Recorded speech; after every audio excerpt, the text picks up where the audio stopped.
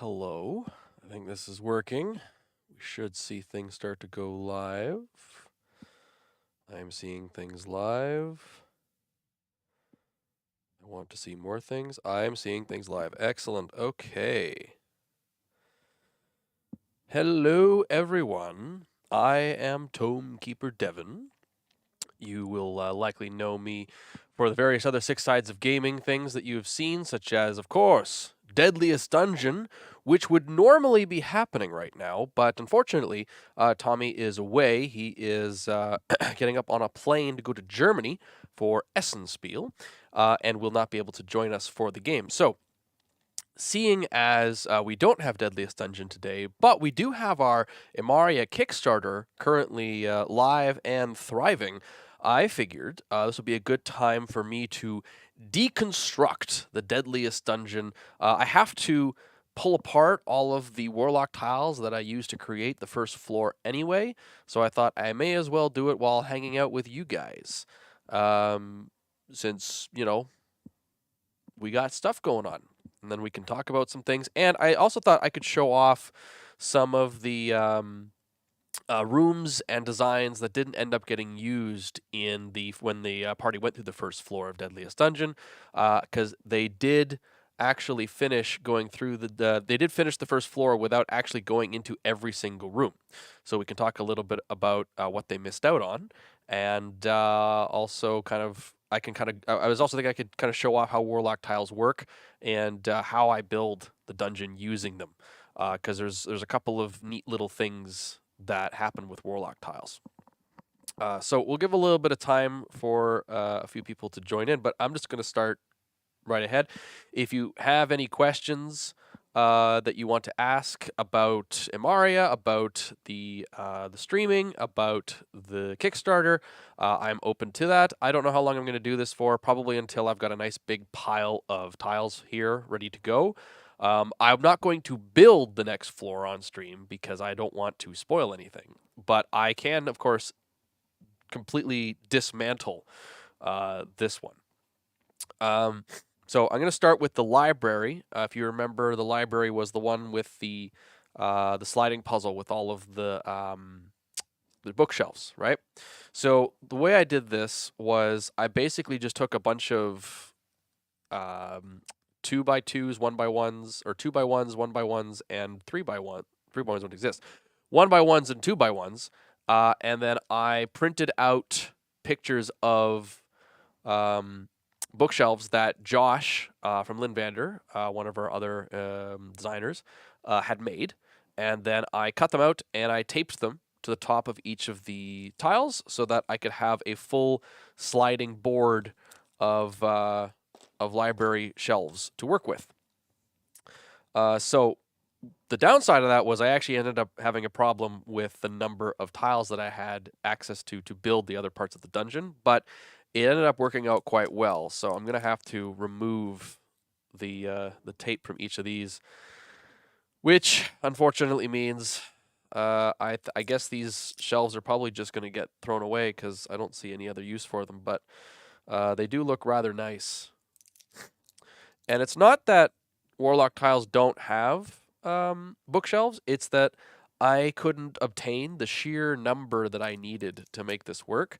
And to be fair, each of the ones that Josh made have letters inscribed upon the top of them, which makes it a little bit easier for me to actually know what the solution is, so that when they and also how to reset it, because I can mark where everything goes a lot easier. So that ended up being probably for the best. It did cause a little bit of confusion in terms of what can the player characters see, because the bookshelves are obviously higher up in the room than they would be portrayed on the actual board here. But that wasn't the worst. And to be fair, you do, even with a tile set that's as cool as Warlock tiles, you're still going to want to use your imagination quite a fair bit, because you're never going to be able to perfectly replicate exactly what's going on in your mind, right? That is kind of the one reason that I tend to not use tile sets or anything along those lines when I DM. I tend to go for theater of the mind because I find it much more freeing in that I can actually say and do what I want. CSB, the dungeon is dying. They have moved past this first tower, the first floor, and have progressed to the next one, so I'm going to be completely pulling this one apart and building the next one probably tomorrow, maybe over the weekend. We'll see. Kind of depends on how things go. I do apologize also. I've been feeling a little under the weather for the last week and a half. So I may be a little sniffly and my voice might be a little wonky, but I will do my best to maintain my composure. I may also step off to the side every now and again to just either check something for the stream or to maybe grab a drink or a tissue or something like that. So I do apologize for that as well. But hopefully things can go good. Well, Temple of the Hut. I am not entirely sure. I have the next 5 planned out. I don't really have anything beyond that point in my head at the moment. I don't plan that far ahead. And in theory, if we were to go all the way to 20th level, we could do that. That would be 20 floors, and would allow for a lot of interesting designs to happen towards the further ends. I don't know if we're going to do that, because that is approximately 2 years worth of streaming, which is a lot. And we've all got other things going on. We may not be able to commit to something of that length, but we're certainly going to basically. The plan really is to just keep going until we can't anymore. Because while as much as me, Tommy, and Adam have all the time in the world to do this because this is our job, the rest of the crew, Sam and Austin, as well as those we have running tech, are not actually part of Lindvander or Six Sides. So they all have their day jobs. So occasionally some of that, and their own lives. So occasionally some of that is going to get in the way of doing these streams. But hopefully we're able to do it for a long, long time. Yes. So thank you for reminding me, Temple. Yes. So this first floor was actually very, very strongly based off of the first module set that we released on the Imaria Patreon, which, by the way, has changed. It is now patreon.com/World of Imaria, because Imaria was taken. Imagine that, right? World of Imaria. And if you go there and you look at the Chaos in Chronos module adventure set and map set, that is effectively what this was all based off of. So all of the magic items, all of the enemies, the map layouts, the traps, the different encounters were all from that adventure. I did modify things a little bit to make it more suitable for the Deadliest Dungeon, and I did also kind of run with some of the ideas the players were doing that I hadn't thought of and just sort of wanted to see where it was going, as I tend to do regularly. But yeah, for the most part, this entire thing you can get on our Patreon. If you sign up, you can just download the entire thing, Chaos and Chronos, all the maps, and you can run this for your friends.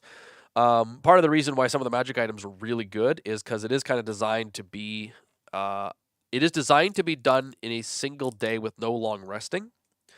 Obviously, I kind of had to allow for long resting for the Deadliest Dungeon version, so some of the magic items are a little stronger than they maybe should be, but honestly, that just means I can throw harder encounters at the party and just make the dungeon deadlier, and I'm all for that.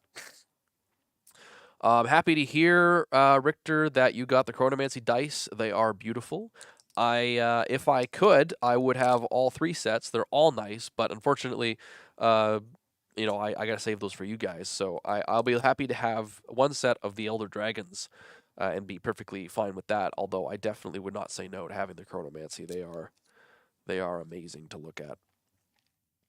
Well, the musical chair, that was just completely come up with on the spot by Sam. And that was one of those things where, in theory, what he suggested probably should not have worked given the mechanics of what was happening in the dungeon, but it was such a funny idea and it led to such great moments of comedy and enjoyment that I had to allow it to happen. I I couldn't just sit there and be like, no, that doesn't work, and then not do that. So that is one of those moments where which is why it stopped working outside of that one time, because obviously that would make most of the dungeon significantly less deadly. So we had to not allow that to work further onwards, and that was something that me and Sam had already discussed ahead of time. So he was aware that that was not going to be a free get out of jail card he could use after a certain point. He didn't know when that point was going to be. He just knew eventually it wouldn't work, and there would be a way to prevent that from happening. So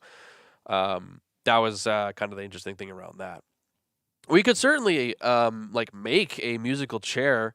I don't see why not. That can definitely be a thing. So interesting thing about the way the Warlock tiles work is so they have these sort of pieces here which are raised platforms, and you can decide how raised you want them to be depending on how many things you slide into them. And then you can put the stairs to get up to that second floor. In the past, I have actually raised a whole other floor sets on top of these to make like a second floor. I did that in Fate of Legends. You'll be able to see, I think, in episode 3, because we use the Warlock tiles in Fate of Legends, and I did kind of play around with it a little bit there. But for this, I wanted to keep things mostly flat because I needed to use a lot of tiles. I mean, a magic item of a musical chair that randomly stops playing music. I mean, it sounds fun. It could be one of those like common magic items. Be super quick to write up. I don't see a reason why we couldn't include something like that. I was very happy with how the Tome of Hyperfixation was received. That was a really fun magic item that I came up with, and I was very happy about how enjoyable everyone found it. I am a little sad that it was destroyed in the last episode, but at the same time, it was it was one of those things where it was fun while it lasted, and I'm not gonna be too upset about it because it got its full use. We got a lot of mileage out of that. So there are two types of walls in Warlock tiles that we were using. So there's the exterior walls, which are these type essentially. They are the ones that sit on the outside of your dungeon, and then you have the interior walls, which are this type, and they slide in between the tiles that you'd use for the floor. Which you have to be careful when you're assembling anything made out of Warlock tiles, because the way that they're assembled is they use these sort of connector pieces, these plastic connector pieces that are kind of shaped like a fancy W, which is part of the whole Warlock thing. And you snap them into the base of either the floor, so the floor has these little ridges that you can snap them into, or of the wall at the bottom where you can do the same thing, and then they attach, right? But the interior walls, as you'll see, have these length ones anyway. There are smaller ones as well, like these, but you'll see that they have these metal brackets on the bottom, and they have to slide between where the snap pieces are. So if you connect a piece like this, for example, if you connect this with two different connectors, and then you put a wall on it, then you put another floor on it, you won't be able to put this interior wall because the connectors block the metal from sliding fully in. So you can, however, put it between them, right? So you have to kind of have a rough idea of what you want your dungeon to look like before you start building it, because you're going to need to know where you're going to be putting your internal walls, and you're going to have to base your floor plan around that. My way to deal with that is I generally just use 2x2s and just put the connector in the middle of all the 2x2s, and that tends to work because then it doesn't matter. You can put those internal walls wherever you want. Unfortunately for Deadliest Dungeon, because of the sheer size of the dungeon and the sheer number of rooms, there was a certain point where I kind of had to start rationing my pieces because I was running out. I have literally used basically every piece of Warlock tiles we have here at the studio to build this floor. It is quite cathartic to build B.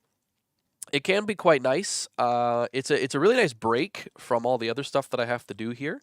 The downside is that when you do it for a great period of time, it does start to make your fingers a bit raw because you're just constantly gripping, sharp edged plastic and moving and jamming and bending, and so you can get a little bit of raw fingertips. But it's no different than if you were to do any other kind of building kit, right? Like it's the same kind of deal. So I don't think it's something you should do over the course of like 3 to 5 hours. This is more of a, have fun, just kind of playing around and building, and it can kind of give you the same feeling that building with Lego can do. It would be awesome to have terrain like this for Shadowrun. I'm pretty sure you can find. I'm pretty sure there are companies that make uh, that make this type of stuff for games like Shadowrun. I don't know if Warlock Tiles do. To be fair, I'm not super familiar on how exactly Warlock Tiles work, but as far as I know, they only have the stone and wood variants, right? And each of the tiles are double-sided, so you got stone on one side and wood on the other side, and then you can flip them depending on how you want. So, like what I did is I used a lot of the wood floors with the stone walls, or wood floors with wood walls, or stone floors with stone walls. It gives you a little bit more variation because stone floor with stone wall over and over again gets kind of boring and monotonous. So you want to change it up a little bit by swapping it around. Yeah, I got to build up calluses. That's right. Um, yeah, it is kind of similar to. I suppose it is better than building a dollhouse. I mean, I find it better. This is way more entertaining for me because I get to build a dungeon, which is a lot of fun. And looking at the finished product is always very, very enjoyable for me. One thing about Warlock tiles that I find interesting is all of the stairs go up. There are no like stairs that go down. So something I did was I just took pictures of the upstairs and then printed them out and taped them to the floor to make downstairs so that I easily identify where the stairs went. And also because I didn't have enough stairs for all the rooms, it was also a way for me to mark where to put the stairs so that I could keep an eye on that kind of stuff. Yeah, well, my soft pampered DM hand, my desk job, and piano playing, soft fingers. It's okay. It's fine. I do not have the farmer's hands. That is very, very true. Um, so pulling apart the library here, one of the things that was a little unfortunate was these rune sets. These are supposed to glow. We couldn't get the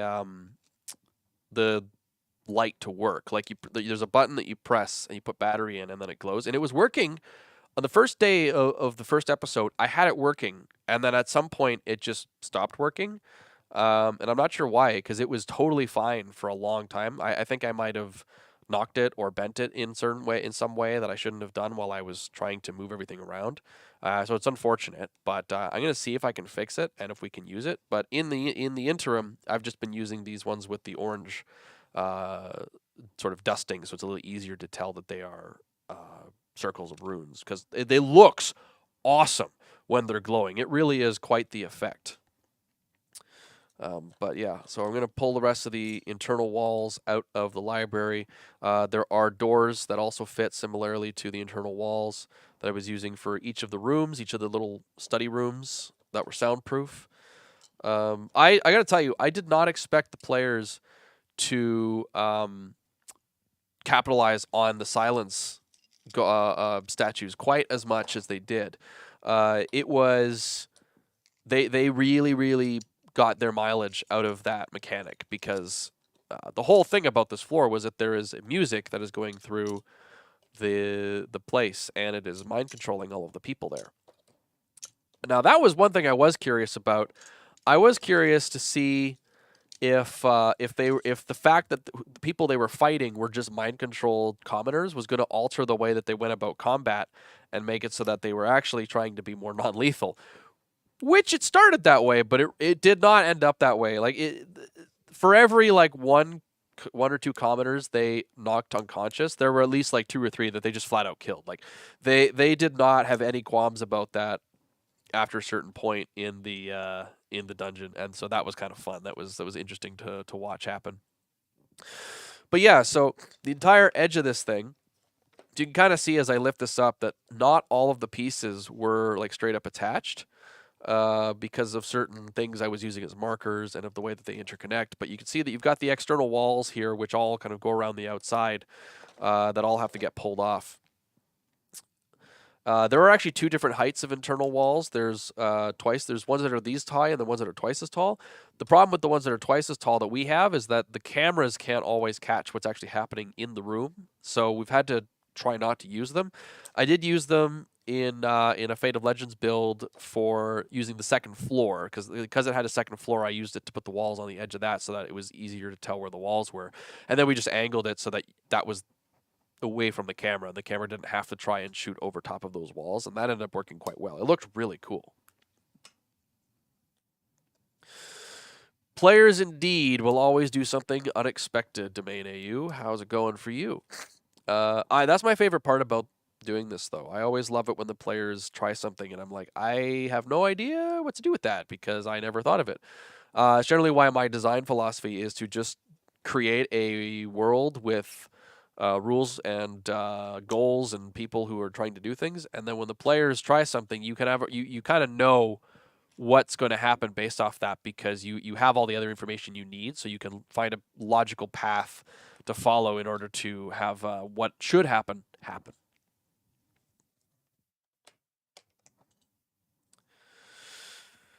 Spend channel points for the terrain as a revenge. I mean, that might actually be an interesting idea for Deadliest Dungeon at some point in the future, is to maybe have like viewers being able to purchase terrain pieces or something, like some kind of change in the dungeon design, like putting up a wall or something like that. I don't know. That there's an idea there. I might have to workshop that.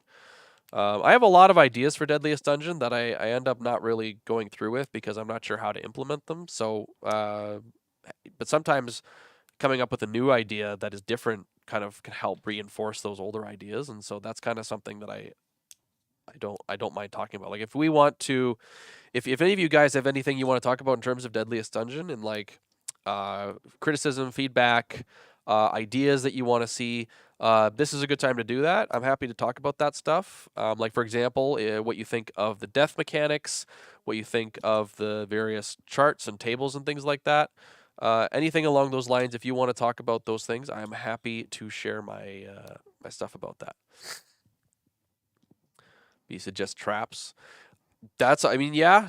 Player traps are always the player design traps are always fun. I was thinking of trying to do something where I've kind of thought about doing a stream like this for a while, but kind of toying between the ideas of a design stream where it's like, hey, we're gonna build like a room of the Deadliest Dungeon together and that kind of stuff. And I think that's something I still want to do.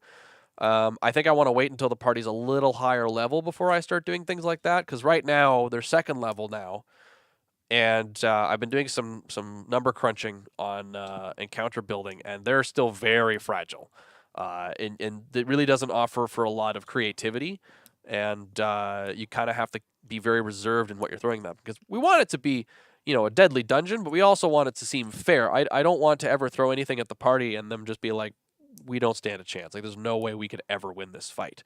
I always want it to be a fight that they could win if they're very smart, clever, they get lucky, and they use their wits. But I never want to present them with an encounter that they never stood a chance at, and the correct thing to do was to just basically give up or not go through with it. Because that is one piece of advice that I'll always give to any DM is never ever put your players in a situation where the only option is to surrender, because they will never surrender. They will never give up their agency, and so the more you try to take it from them, the harder they're going to fight back against it. And you're just going to end up with frustrated players. So never try to do that. If you want to do like a capture scenario, there are better ways to do that. You can sort of foreshadow the strength of their opponent in other ways and make them think that, because you know what, I've tried that in the past where I've had them find a person who is just so powerful that they're like, oh, we clearly can't hurt this guy, and I gave them 2 or 3 rounds to kind of decide if they wanted to fight him or flee, and they ended up deciding that they wanted to fight him, and it went very, very poorly. They really didn't stand a chance, and it was a little frustrating for them. And I learned a lot from that encounter, because from then onwards, I would always describe something in a way from then onwards, which was basically like I would use the narration to say you cannot win this. Like I'd make it very clear. Oh yeah, totally. B the stuff where I just sat there and the players acted out their fear. Like probably my favorite moment of the first floor was the treasure room. Like they all just that was like 2 hours of me barely doing anything and them just sitting there toying with whether or not they were going to actually try to grab anything. That was wonderful. And then they ended up getting most of the stuff, um, which was cool. And one thing I will say about my thought process for Deadliest Dungeon is I'm not intending to give them that much stuff later on. The first two floors are going to have a fair bit of treasure, and even the third floor will have some. Actually, the third floor probably won't have much. The fourth floor will have some stuff they can get as well. But after that point, things like the magic item, basically the magic items are going to get more, less and less and less as they go, and there will eventually be opportunities for them to buy things. I had considered putting a shop between each floor, but the whole thing was like part of the what they could have done in this first floor is they could have gone up to the dormitories, which I have over here, and I'll show that off in a little bit. But they could have gone up to the dormitories, and they didn't even go to the top to the top level. But they could have gone up there to the dormitories and started raiding all of the rooms, and they could have found magic items. They could have found equipment. Like Keymaster's not wearing any armor. They never found any armor for him to wear. In fact, I think the only person wearing armor is Dovrik because he's wearing the chainmail that they got. And I don't think. Well, I guess technically Jowdra doesn't need armor. But Keymaster isn't wearing any, and Gambit isn't wearing any. They're just wearing their clothing. So like Gambit's armor class is like an 8 or something like that. Like it is really bad for them, and that is going to be a problem that they're going to have to deal with in the next floor because they're still going to have a hard time finding stuff for them to use. But occasionally they're going to find things, and part of what I wanted to capture with the Deadliest Dungeon was I wanted them to really feel. Like everything that they could find would be valuable. I never wanted there to be a moment where they find they open a drawer or a closet and it's just something in there that they don't need. I don't want that to ever happen. So when they have no armor, even finding a suit of padded armor would be awesome. I don't know if you ever play MMOs. It's kind of that deal where in like I played a lot of World of Warcraft back in the day, and so when you first got shoulders or a helmet, you didn't care what it was. It was awesome to have it. It could be like this piece of junk cloth little dinky things that go on your shoulders, but you didn't care because, oh my God, I have shoulder pads. And so it was really, really awesome. But then eventually later on, you get thrown so many of them that it doesn't matter anymore. You're just caring about what's the best stuff. And I'm trying to avoid that for as long as possible. So the Kickstarter is over halfway funded. That is awesome because we're only on day 2, and we still have some things to look forward to in the upcoming days. There should have been an update that just went out. I literally wrote that, posted it, and ran down here to get the stream going because in the post I said I was live. And it talks about a couple of the things that you can look forward to. So I'll mention a few of them as well in case you don't want to go read it or you're busy watching me instead. One of the things is we have sponsored more videos. So if you watch the stream me and Adam did yesterday, we talked about pack tactics, and we have sponsored other YouTubers as well. And so tomorrow you can look for Urge TV, which will they're doing a review of one of our subclasses, and then we've also sponsored a video by the Dungeon Dudes, and they are going to be featuring Imaria during their ad roll of their next video that comes out tomorrow. So that should be really cool. We've had a lot of positive involvement with Pack Tactics. They have been nothing but wonderful to work with and to do things with. And they have brought in a couple of new people to join our Kickstarter, which will hopefully be new Lynn Vandarians going forward. That's always the hope, right? Obviously we've got your old faithful guys, the Richters and the Temple of the Huts and the Bees and Occasionally you got Red and Racer and a couple of other guys. I'm sure I'm forgetting so many of you. Domain. Um, we appreciate you guys more than you could ever know. Like it really is the only reason I'm here right now, able to do these things like this right now. What I'm doing is my job, and the only way that happened is because all of you guys are so supportive and are always there to ensure that no matter what we do, there are people out there who care about it, and it really does mean a lot to me from a creator's perspective to know that there is an audience for what I am doing, and there are people who get enjoyment out of the things I am doing. Like the best thing ever is when you see people saying, "We're going to run a game in Amaria," completely outside of me, Adam, and Tommy, and that is the most amazing thing ever. That just feels so great to know that the things that you've made are so well loved that other people want to do things with them outside of your own influence. And words cannot express the joy that I feel for that. So I do appreciate every one of you more than you may know. But at the same time, um, more would not. The more we can gather, the better everything will be. I would ideally like to have a lot of people who can play Imaria games in our server, and we can have like a regular thing where each of you get a chance to actually play different games because there'll be so many different people running them, and I think that would be really cool. Speaking of running games, if you are a little, I will admit it is a little expensive, but it is worth every penny. Some of the rewards that we have on the Kickstarter involve being able to be part of an Amarian game run by Luke Gygax, Elisa Teague, or Keith Baker. And if you have the ability to do so, I highly recommend it. I have played a game run by Keith Baker, and he is a marvelous GM. He understands the art of storytelling so well and world building like none other that I know. Like me and him have had long conversations over dinner where we've just talked about world building nonstop, and it's like there's so much that I can learn that I've learned from him, and so much that he has been able to kind of get out of me. That it's just been this wonderful relationship that we've established, and he is a great person who is probably one of the most fun I've ever had, both DMing someone and playing as with them as a DM. Luke Gygax, of course, classic. Uh, he is a Gygax first and foremost, and it always comes through in everything that he does with the games he runs and the way that he plays. Uh, I cannot wait for you guys to see episode 2 of Fate of Legends. Man, oh man, Luke Gygax shows you why he is the dungeon master, and it is spectacular. I seriously cannot wait for that to come out. That is going to be probably one of the top 10 moments of my life. It was this little 20-minute section of that episode, and it is phenomenal. And then of course Elisa Teague is me and her have grown very close. I appreciate her for so many things. And now I will admit I haven't actually had her as a GM before.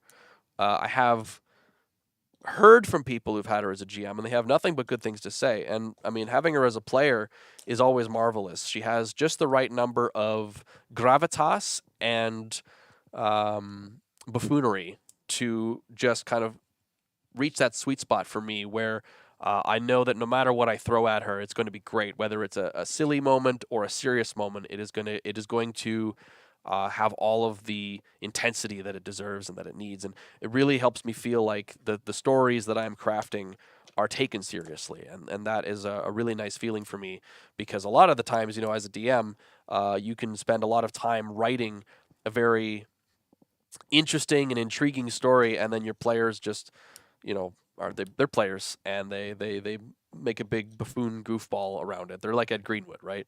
Lovable buffoons, and and most of the time that's awesome.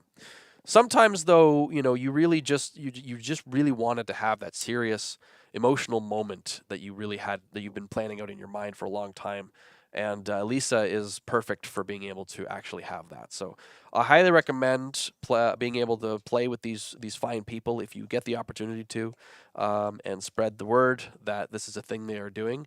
It is it is almost the game. It'll be the game of your lifetime. It will be something that you will remember for a very long time, and you will not regret it.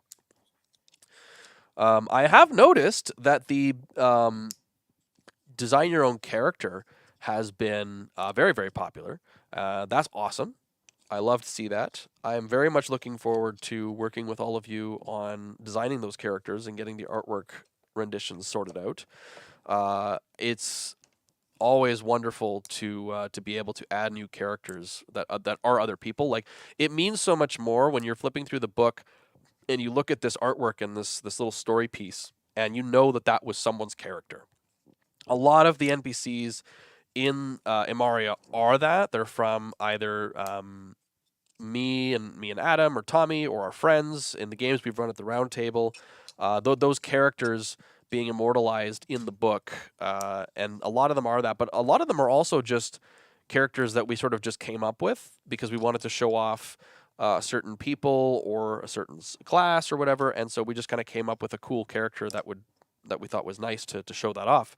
But it always means more when that character on that page is someone else's sort of persona. It is their story to tell, and I like the idea that Amaria is this world made up of not just like a couple of people's tabletop adventures, but literally people all over the world's own stories that have come together in this one world, in this one universe. I'm getting a little. This is almost kind of becoming like a true talk, I guess, in a certain way. But this is kind of what I was going for, to sort of a chill hangout stream where I get to slowly dismantle the Deadliest Dungeon and kind of hang out with you guys, because I'm here all by myself today, and it's nice to have company, especially for something like this. Ordinarily, I would just like throw on some music and just get into a groove, and then like 5 hours later realize that I've been here for the entire day and have not much got else done.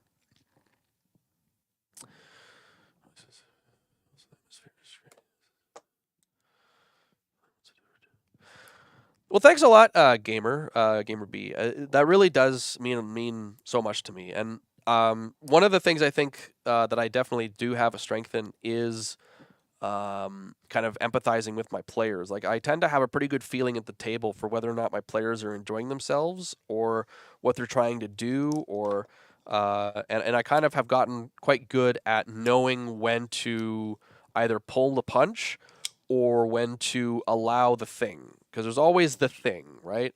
And there's a lot of DMs out there who and this isn't necessarily a bad thing, but who are very cautious to allow players to do the thing, and there are a myriad of reasons why you should be cautious to allow a player to do the thing. But I tend to err on the side of I want the player to do the thing, because I like to consider myself a player's DM, where I tend to consider the player first. If the player wants to do something, I'm going to do what I can to try and make it happen within certain realm of possibilities. Like, I don't want to just say that it happens. I want there to still be some kind of die roll usually, or they're going to have to accomplish something, or sacrifice something, or they're going to have to, something is going to have to happen in order for what they want to occur, for the thing to occur. But I want it to happen just as much as the players do. Antagonistic or trying to betray you in games. Listen, Norman, I would never want to ever be betrayed by anyone else. The way that you betray is always the most entertaining, and I do have some very fond memories. I think I'll never forget that stupid catapult launch idea that you came up with that ended up being totally pointless. I think that was probably one of my favorite ever things that you've ever done. But at the same time, I always appreciate the chaos that you infuse. Look, this is the thing. As much as I make a big thing about how like the players are chaos and they've messed up my plans, genuinely, I would not want to have it any other way. There is nothing more frustrating to me than to have everything I planned go exactly the way I wanted to, with no deviations and no variations, and everything just happens, and then the players move on. Like that to me, the enjoyment I get out of being a DM is the interactivity of the story that I'm writing. Like before I went hard on being a DM, I was playing around with designing video game RPGs, like writing the stories and putting puzzles in there and counters and things like that. And um, it was always enjoyable for me to see what the players tried to do with the things that I presented them. And so D&D was just a natural evolution of that. Uh, and that's one of the reasons why I kind of just never looked back once I started going down this route, because I will forever love the fact that I can run the same dungeon for 20 different groups and have 20 completely different stories to come out of it, and no run of those dungeons will ever be the same. That is to me the pinnacle of what this hobby can provide, and that is the reason that I keep going. Yeah, peasants. There's always a shortage of peasants when you need them, isn't there? That's one of the. I think that's one of the rules of D&D is there's never enough peasants, because whenever you want there to be peasants, they're strangely scarce. But whenever you don't want there to be peasants, they're freaking everywhere. Yeah, DM's plan going perfectly. It's not that it will never happen; it's that it shouldn't happen. I think that's the thing, because it can happen. You are the DM. You can make your plan go perfectly. You just shouldn't, right? Like that's kind of the way I look at it. Is a DM's plan should never happen the way that they wanted it to. It could, but it shouldn't. And I think that that's the important thing to remember, that distinction, because it's like the idea of like a TPK. Like a TPK is not impressive. Literally any DM can do a TPK. A TPK is the easiest thing to ever possibly do in D&D, because you throw 3 Tarrasques at your party and you give them all 20 levels in Wizard, and then you win, right? Like, and they're like, "Oh, we were only level 1." It's like, TPK though. Like a TPK is not impressive. A proper TPK that makes a good story is one where it was the consequence of various bad decisions or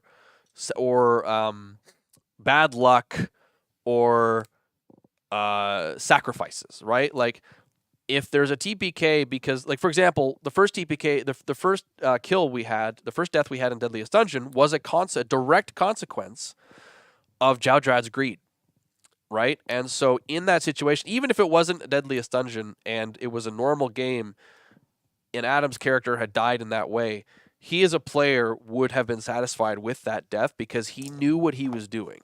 He knew that grabbing those magic items was going to trigger traps. He knew it was going to be bad, and he knew things could happen. And so his character dying is a natural consequence of that action, and that is perfectly fine. And if the whole party had died, that would have been fine, because it would have been a natural consequence of the player's actions. But walking into a room and immediately getting crushed by a trap in the wall that they had no way to see, like that's not impressive. That's not something to go bragging about to all your other DM friends. It's like, I killed my party today with an invisible barrier trap. Like that's easy. Anybody could do that. That's not something that really makes you a good DM. What makes you a good DM is creating an encounter where their death is a very real threat and something the players have to combat, and sometimes is a natural consequence of actions. So that's one of those things that kind of irks me sometimes when I see people going on. I was actually tasked once with creating a TPK and I failed. I wasn't able to do it because I was trying to make it a fair TPK, because I so strongly believe in that mentality. So even though the competition I was in, the challenge was to have a TPK, I couldn't do it because I didn't want to do, like other DMs were just throwing Tarrasques at the party. I didn't want to do that. I wanted it to be something that was thematic, made sense, and that was kind of derivative of their own actions, because they had actually done something earlier in the dungeon where they had ticked off a very powerful person. So I had that person come back and was trying to kill them, but they were doing really well in defending themselves. So it ended up not really happening before the time limit ran out, and I was okay with that. And so were the judges, to be fair. Most interesting new creature in this release. Well, that is more of an Adam question, as he is the Beastmaster.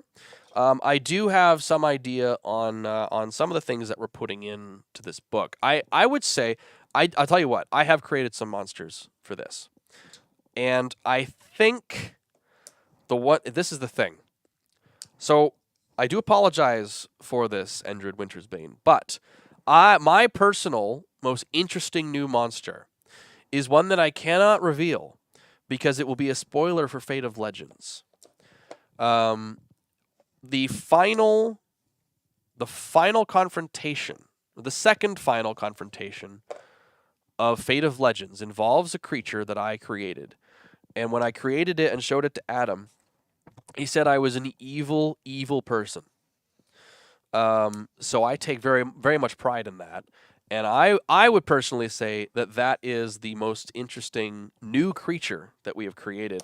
And once Fate, there's nothing wrong with me saying what it is realistically, but it will detract from the reveal in Fate of Legends. So I will refrain at this moment from revealing that. But suffice to say, it is incredibly creative and really, really scary for certain people.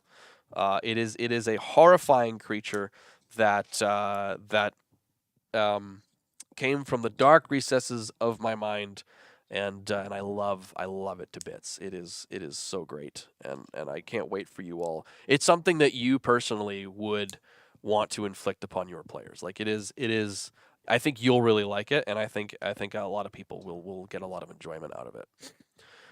It does kind of stem from the idea that we're trying to solidify the various sources of supernatural power in Amaria, right? The pillars of power, and try to like take what exactly can they do? What are their limitations? What are their possibilities? And bring them out to the absolute stretches of the imagination to see where we can take the stories and the designs of them. So that's kind of what we've been doing with the different YouTube shows. Like Mysteries of Mana was me kind of playing around with what can we do with the dream world and its ideas and how it functions, for better or for worse. And then Fate of Legends is me playing around with that stuff even more.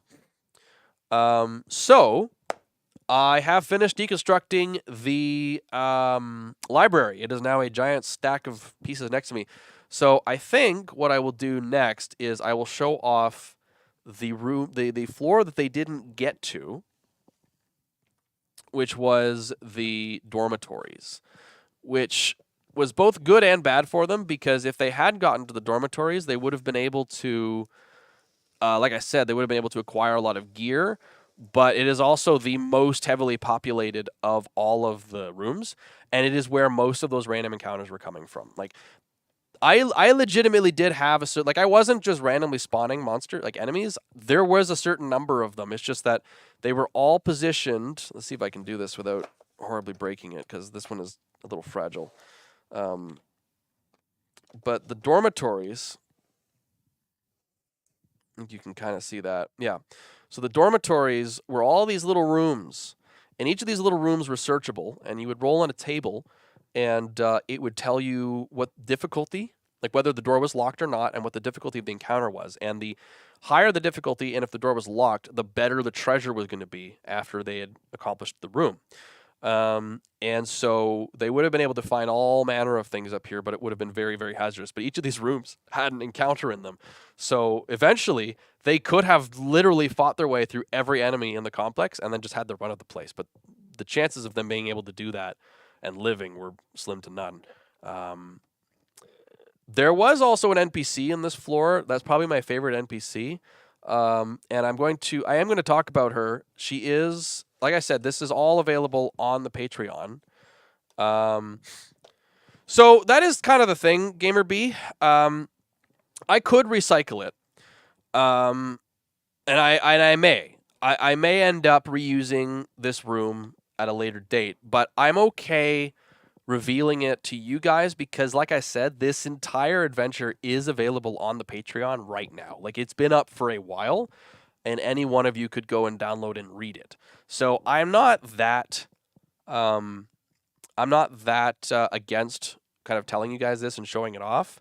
One, because it helps build interest in the Patreon, and that's something I'd like to do. And two, I think it's a fun way to kind of engage with you guys a little bit more about Deadliest Dungeon as a show. Sure, I may end up still using this later on, but you guys will recognize it when it happens, and the players will not. The players know nothing about the Patreon adventures, and they are never going to read them. So I may reuse this later on. But so okay, if you want, then I cannot reveal everything. I can at least just say that my favorite NPC of this entire floor of the dungeon was in the dormitories, and I'm a little sad that we didn't get to meet her.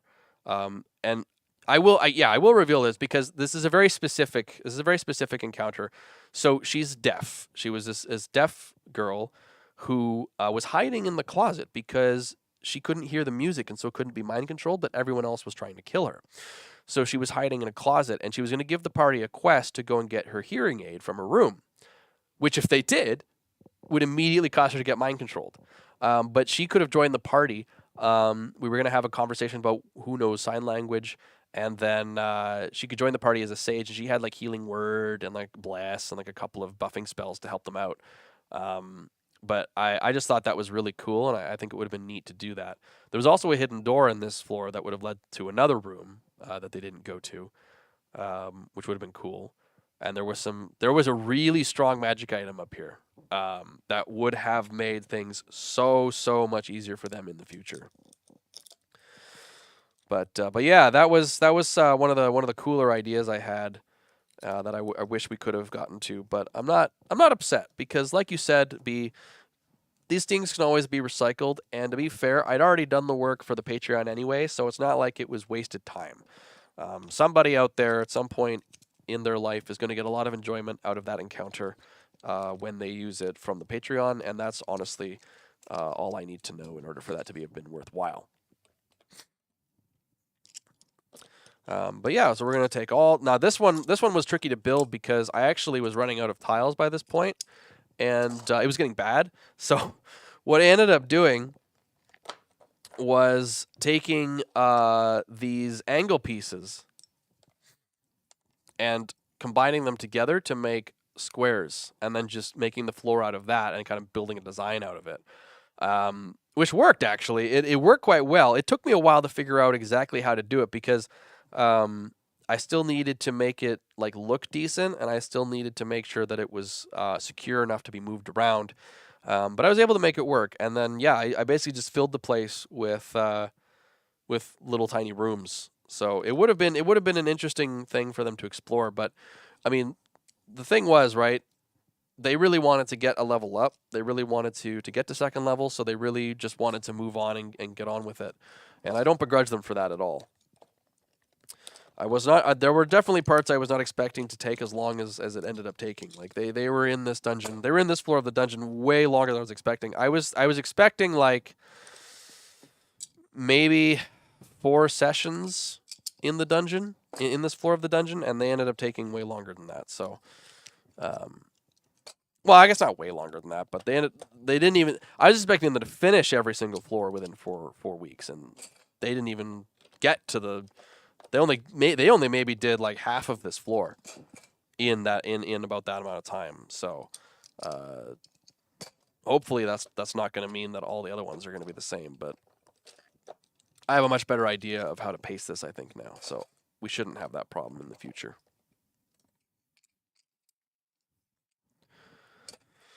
But yes, I did recycle some ideas. The gargoyles that showed up, thanks to Big Red, in the final the final room, were enemies from another room in the Deadliest Dungeon that they didn't go to.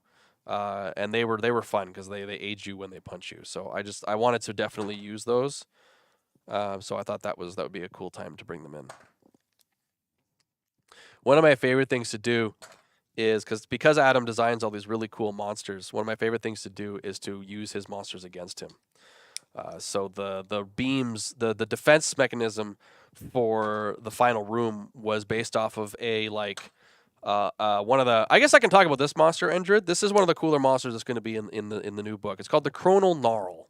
The Chronal Gnarl is essentially a time beholder. It is a beholder-like creature with several eye rays, and each eye ray shoots temporal energy that do different things. So the stuff that was happening in Deadliest Dungeon when the defenses would go off, when the lair actions would happen, those were all the different eye rays of the Chronal Gnarl. That with the numbers toned down a little bit because they were all first level. And so when Adam started to realize what was going on, that was really enjoyable for me because I'm just like, hey man, you wrote it, and that's a fun thing. I really like messing with Adam. He's a lot of fun to. If you ever go back and watch any of our really old archived streams, you'll see like there's a lot of clips of just me tormenting Adam, and it's great. I like to go back and watch those every now and again to energize myself. Does that make me a bad person? I don't think so. But yes, the Chronal Gnarl. That'll be my answer at this point. So you can still look forward to the other thing, but I think the Chronal Gnarl is fascinating. Because who doesn't want to have a nice time beholder? I did seriously consider bringing the Chronal Gnarl in as like a big final battle for the first dungeon, but I was like, I don't know. I ended up just leaving it as the defenses because I thought that was better, and that was more intense. And I think I was right. I think I made the right call there. As funny as it would have been for me to put a beholder mini on the dungeon and have them all freak out about it. That should, when you place a beholder mini down, that should be like really fearsome and scary. And at first level, you're either knowing that you're about to die horribly unfairly, or it's been reduced down to the point where it's not scary anymore. And I think it would not have had the kind of impact that I would have been looking for. So I think just having it as the defenses was the better way to go. Oh yeah, Richter. Adam's dark depths of his Beastmaster mind can really concoct some serious things. It is kind of funny because I'll come up with really horrific monsters. I'll send them over to him, and he's just like, he can't believe that I would ever come up with something so ridiculous. And meanwhile, here he is conjuring up like these, eidolons of the Veil that are these, horrific nightmare beings and all that. It's like, it's just really funny to watch. It's like we both have twisted minds, and it's just we're constantly surprising each other with how twisted we are. But that is part of the reason why I enjoy tormenting him so much, is because he never sees it coming, and he always has a great reaction.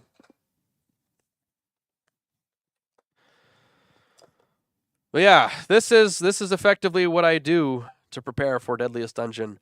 Um, every time I got to build a dungeon, I literally have to just sit there. And so what I usually do is I'll bring like a friend or two into the studio, and we'll just like sit down.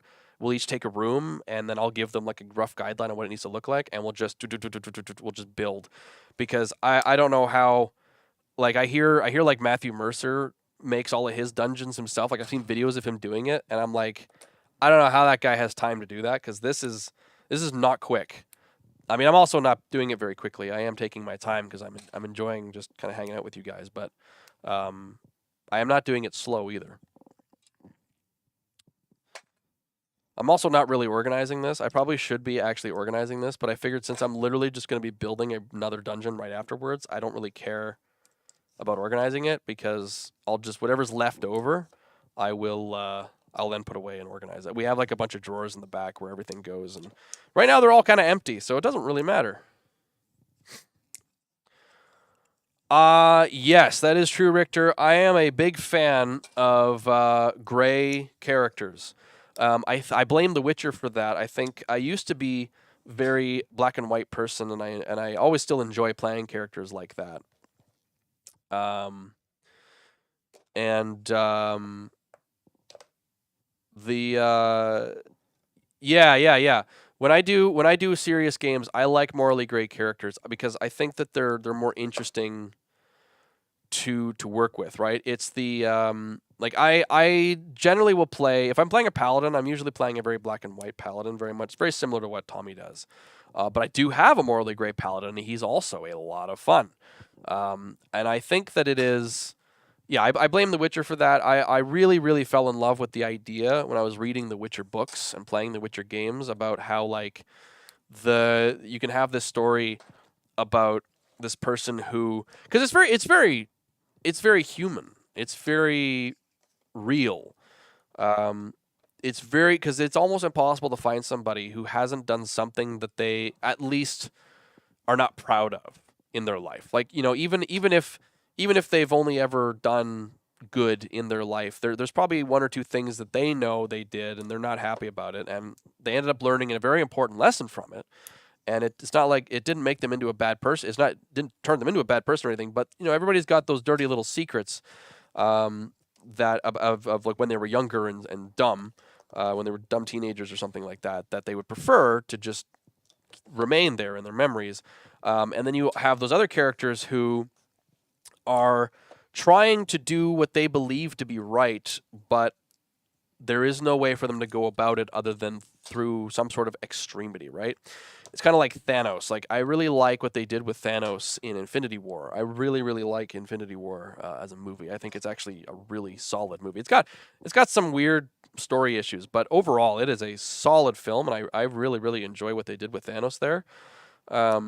Because even though he's wrong, even though you would never agree with what he's doing, you understand why he's doing it. You understand how his brain came to the conclusion that he reached, and you understand his kind of methodology. And I think that when your villain is someone who you can like have a conversation with and who can be reasoned with, it's a much more compelling villain than just, I am bad guy, I'm going to blow up the world.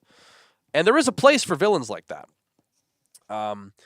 Game of Thrones is really good for that, where like Game of Thrones has two types of villains, right? They've got your Tywin Lannisters, who are fantastic, amazing, captivating to watch. You don't agree with the things they're doing. They are evil people, but you understand why they're doing it, and they do have like some semblance of morality that they do follow. And then you've got your Joffreys, who are just crazy evil, like just pure evil. Like there's nothing redeeming about them whatsoever.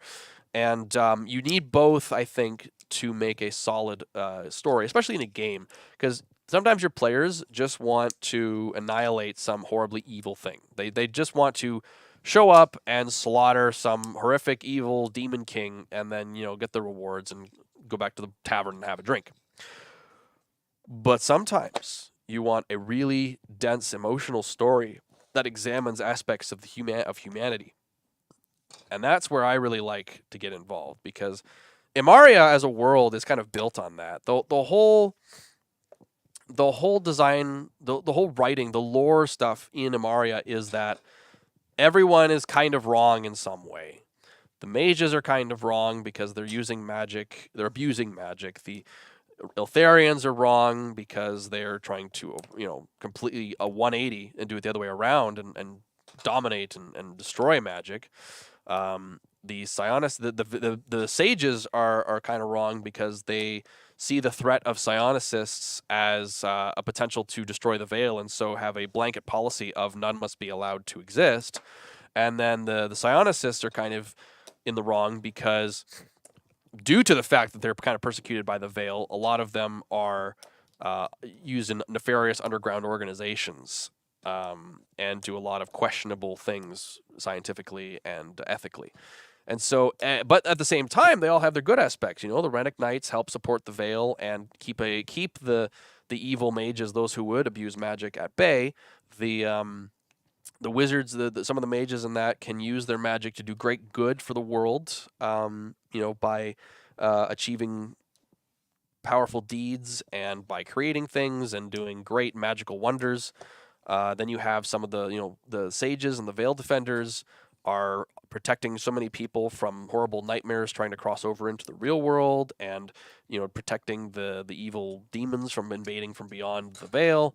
And then you've got the psionicists on the good side, who are furthering technology, who are sheltering those who are downtrodden. They're giving them places to sleep and a family to be with. And there is an aspect of like psionicists can go around and do good things secretly, kind of like the X-Men.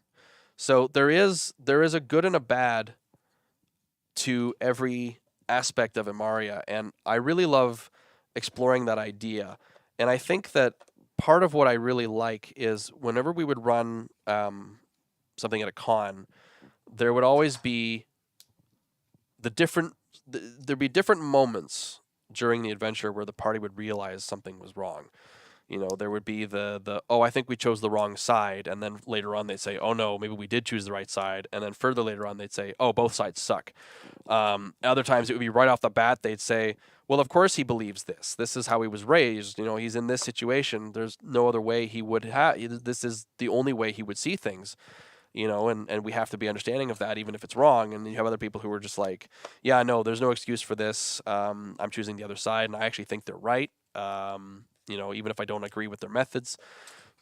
It allows for conversation, and it allows for impact. I think your story will have impact. It'll make people think. It'll foster conversations and thoughts that might help someone understand another point of view if they didn't before. It might help present an idea in a way that someone else didn't even consider was a reality, like didn't even think someone else could think that way. And I think that is the beauty of telling stories, because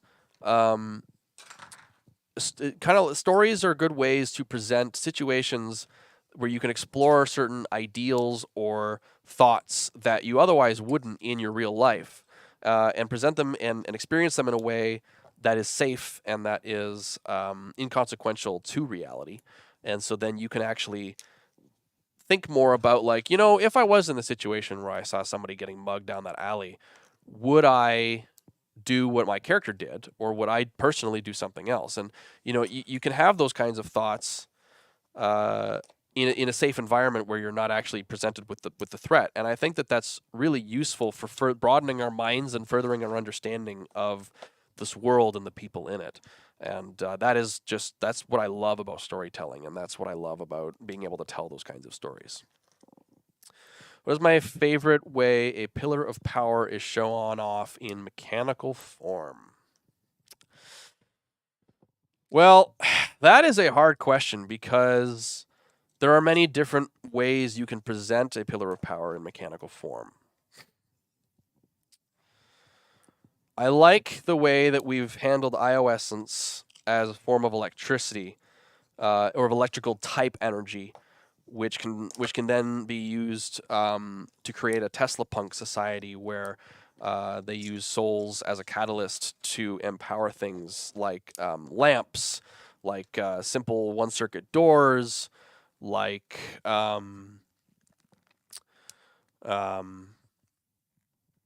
capacitors, potentially early machinery, like that kind of stuff. I really enjoy that. I also really like the way that we've handled psionics, where it is mostly just telekinesis, and you can do a lot of interesting things by, like, if you had a group of people who could all just create walls of force at will with their minds, you don't need to invent bulletproof glass, because you just do that. And so that allows you to have facilities that can do things that are at a much higher rate technologically than you otherwise would, right? It allows for interesting development of technology. But I guess I'm kind of deviating from the question, because this is more of a lore thing. So mechanically speaking, favorite way a pillar of power is shown off. I do like a lot of the time mechanics, the way we show off the veil and the time mechanics. I think I'm gonna go with this, because I think right now it's kind of like having children. They're all your they're all your favorites. They're all your babies. But I think right now I really am enjoying the way that we've kind of created a background for the veil side of things, where you can be from another world and you go to sleep, and then you wake up through dreams. You wake up in Amaria, and you're just now here. It is the isekai background. And so it's a way for you to take a character from another world and just have them arrive in Amaria. They don't know how they got here. They don't know how to get home. And that involves using the veil and dreams. And I like the idea that dreams are a gateway to Amaria. It's like you normally can't plane shift there or teleport there because of the veil. But if you go through dreams, if you go through the plane of dreams, and this is kind of what we toyed with Elminster and Merrick's in Destiny of Worlds, where I kind of toyed with the idea that the plane of dreams can be used as a conduit to get to Amaria. And I really like that because that was a problem I had to solve was how can we get characters from other worlds into Amaria when it's walled off from with the veil, and so that was kind of my solution to the problem, and I was very pleased with that, especially when Keith Baker when he signed the his Eberron Book of the Plains, he had written in there that he felt like I already understood the planes quite well. So I was very, very pleased that it was well received and that it made a lot of sense and it opened the door to a lot of interesting stories. So I guess I'll say that background is my favorite way it's been shown off in mechanical form, but that's kind of a more extended answer as to why exactly I like that so much. That's a good question though. And feel free, like there will be other streams where there will be me and Adam and Tommy, and feel free to throw these questions at them during those ones as well, because I'm sure they'd love to answer these as well. I am now working on to the tower, the stairwell. So if you remember, I had this little tiny stairwell one, which I would change because it was the same room layout, but it had different things inside it. It had stairs that went up and down on different sides, and one of them was a cafe, one of them had like a fountain, one of them had a statue in it. The one on the top floor was where the heat was coming from, and there was like an out of control fire up there. And that was the one that led into the dormitories, which they never went to. But this was one of those like I didn't have enough pieces to build 4 exact copies of it, so I just figured I would use the same one, and then depending on whether they went up or down, I would just change out everything in the room, and it actually worked out quite well. You do have to plan out the room a fair bit. You got to make sure you've got all your tiles set up in a way that you can move and put your stuff in there the way you want to. But it ended up being pretty okay actually. It was a little stressful the first few times, but then once you get used to it, you're just like, you know what, this is just this is part of the stream. We're going to be, changing out the maps every now and again. So I'm going to be taking that idea and running with it in the next level, in the next floor, where I'm probably just going to make one layout, and then that's just the layout, and then they can go up and down, and it just changes what's in the layout rather than completely changing out the floor. I'm gonna experiment with different kinds of layouts with each floor. I'm never gonna do the same thing twice, or at least I'm gonna try not to do the same thing twice. I don't know if I can promise I'll never do it. But the plan is that with this next one, it's going to be more of more uniform, and it's a little less wonky than the first floor was. But there will be some cool things for them to do.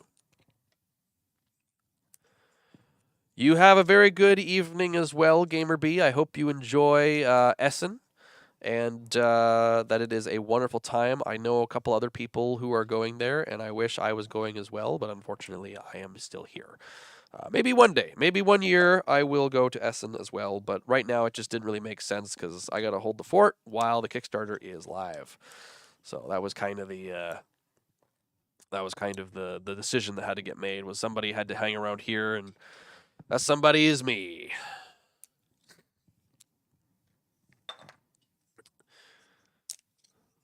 Now I don't know if they do this on purpose or not, but when WizKids sent us all these tiles, we have like a massive bin full of all these plastic connectors, and like we have so many of them. Like we have so many of them, even after I built all of this. So I'm guessing they just give you enough that you could theoretically put them in all of the slots on every single piece if you really wanted to. I'm not sure why you would do that. You would have a really hard time pulling it all apart afterwards. This true. Adam is still around, but it made no sense to send Adam to Essen at all. He's got way too many other things he's got going on. He's very busy. He's a busy boy. So that now we move on to the main floor, the one that they all started on, which I think was the most fun that everyone had. The only thing here that you guys didn't see was the sort of balcony that ran around the edge of that room. So the main room that everybody was in when they started in was in the center here, and then this was the balcony that ran along the edge. And there was some stuff out here that they would have been able to encounter, and there was some treasure and things they would have been able to find. And as you can see, there's 2 stairs going down, which led into other rooms that were adjacent to the treasure room and to the other room that they didn't go to. One of the things about this dungeon's layout was that basically every room had 2 other options to go to at minimum. Some of them had way more. Like the first room had 6 different doors that you could have gone through, and then things kind of diluted from there. But there was always another way to go through the dungeon, no matter which way you went. So if they had gone through the door into the treasure room first and then gone through the other door, they could have then gone down the stairs or up the stairs. And there were oh no, I think these go down to the library. No, these stairs here went down to the library. That's where they went. They never went up those stairs in the library. But that was the point. They could have gone out to the balcony, around, down the stairs, and ended up in the library without having to go through the stairwell tower. So there were multiple different ways to get to where they needed to go if they had chosen to go that way. This is the light up bit, which is sort of lighting up. I think there's just the battery might have moved or something. I'll have to look at it. It's really cool. I wish I could show you. Maybe I'll be able to get it working for the next one. But yeah, it was. I do wish we could have seen more of this dungeon, but at the same time, I also understand the frustration of being first level for a very long time, and constantly having to do fights and not being able to do much in them. So I fully understand the decision they made, and I cannot begrudge them for it, but it would have been nice if we had seen a different route. But, you know, somewhere in an alternate universe, they didn't go the way they went the other way, and they encountered a whole different slew of encounters. One of the reasons why I'm a little hesitant to reuse these is because this floor was very thematic around, like, so I think I can reveal this. One of my plans for Deadliest Dungeon is that each level is going to feature a pillar of power. A pillar of, I don't know why I keep looking over here. A pillar of power. So the first one was the veil. Time manipulation, right? So the next one will be a different pillar of power, and then onward and onward. And so because this one was very time focused, a lot of the encounters and the monsters and the stuff in there are based around that fact. And so it's difficult to then move them to another dungeon who uses a different pillar of power. It's not impossible, it's just difficult. And I don't know if I want to do that work just yet. I may wait a couple of floors and then reuse some of these later, because I actually have the next like 3 or 4 floors pretty much ready to go. They need some tweaks, but like overall they're already basically done. So there's less reason for me to actually reuse the stuff, because I already have everything I need. So afterwards, my hope is that after I finish the first 5, I'll have enough unused content that I can just repurpose and compile all that, and then just use that for the next few floors afterwards, and then continue to branch off. Because boy howdy, my time is not the most valuable, or is not the greatest resource in my life right now. So one of the cool things about the Warlock Tiles is that they have these edge pieces that strap into the sides of the tiles. So if you want to have a section without a wall, you could just leave it. Like, there's nothing wrong with that. It's just it's not as nice to look at as if you have these edges. So I did use these edges a lot in the final room, where there were a lot of areas over the ravine, the chasm, and I did use them for this part as well. Unfortunately, they weren't. These ones in particular were not seen, but. Like Warlock tiles are actually pretty cool. Like I've never really had an interest in using this type of thing.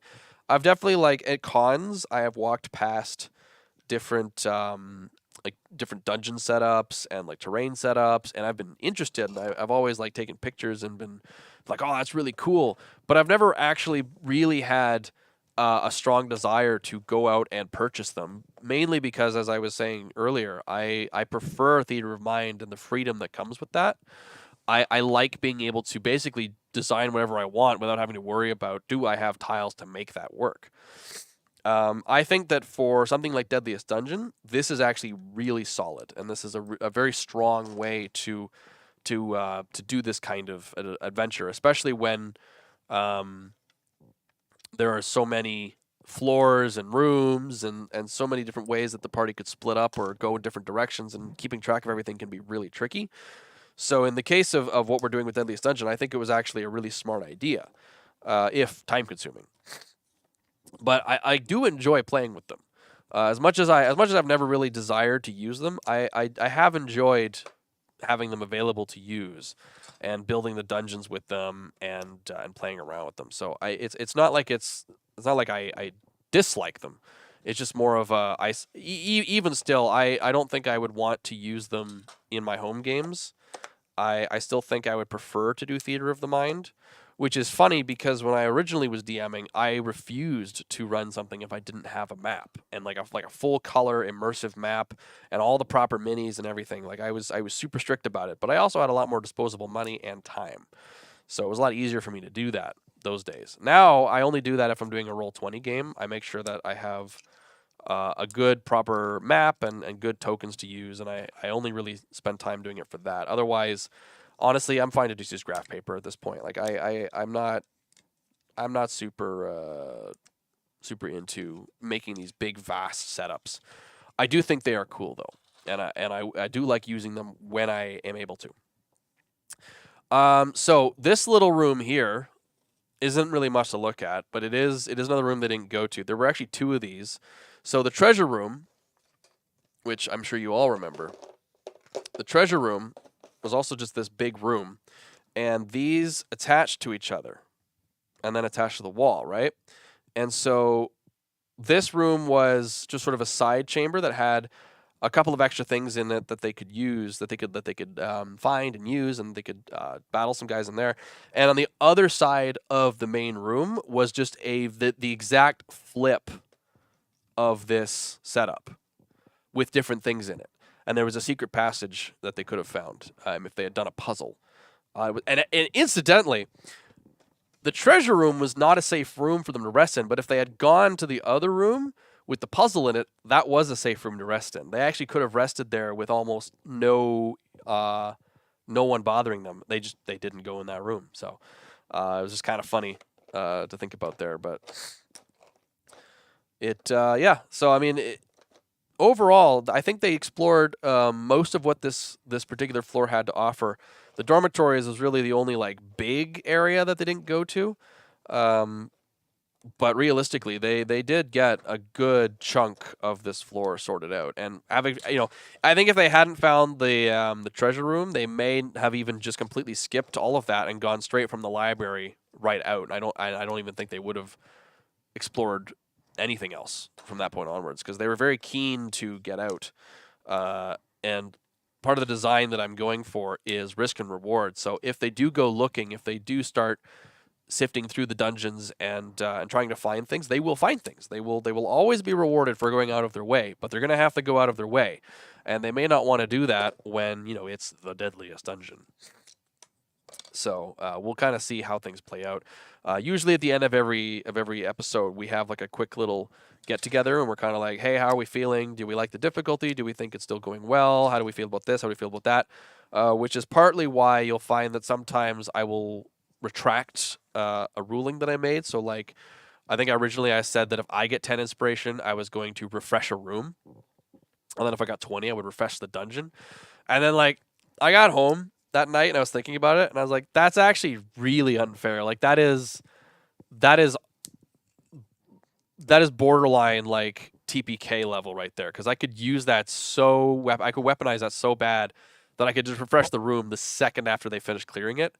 And then, if I kept getting inspiration, I could keep doing that. And I just like, that's boring. So I changed it to 10 inspiration for me was then just reinforcements because I had a random encounter table and I was like, I can just use this and it's pre-built and I can just continue to use it. And so I think that worked out really well. I think that was a great way to do it. Now, 20 inspiration, I think that might be refresh the room or refresh a room. That I might do. I haven't really thought about it. To be fair, I don't think I ever want to spend 20 inspiration in one thing. It would have to be really powerful, like an instant refresh of the room or something, in order for me to want to use it. I would prefer to just do 2 random encounters, though. And anything else beyond 2 additional random encounters, I feel like, is too powerful at that point. Like, it's too detrimental to the party.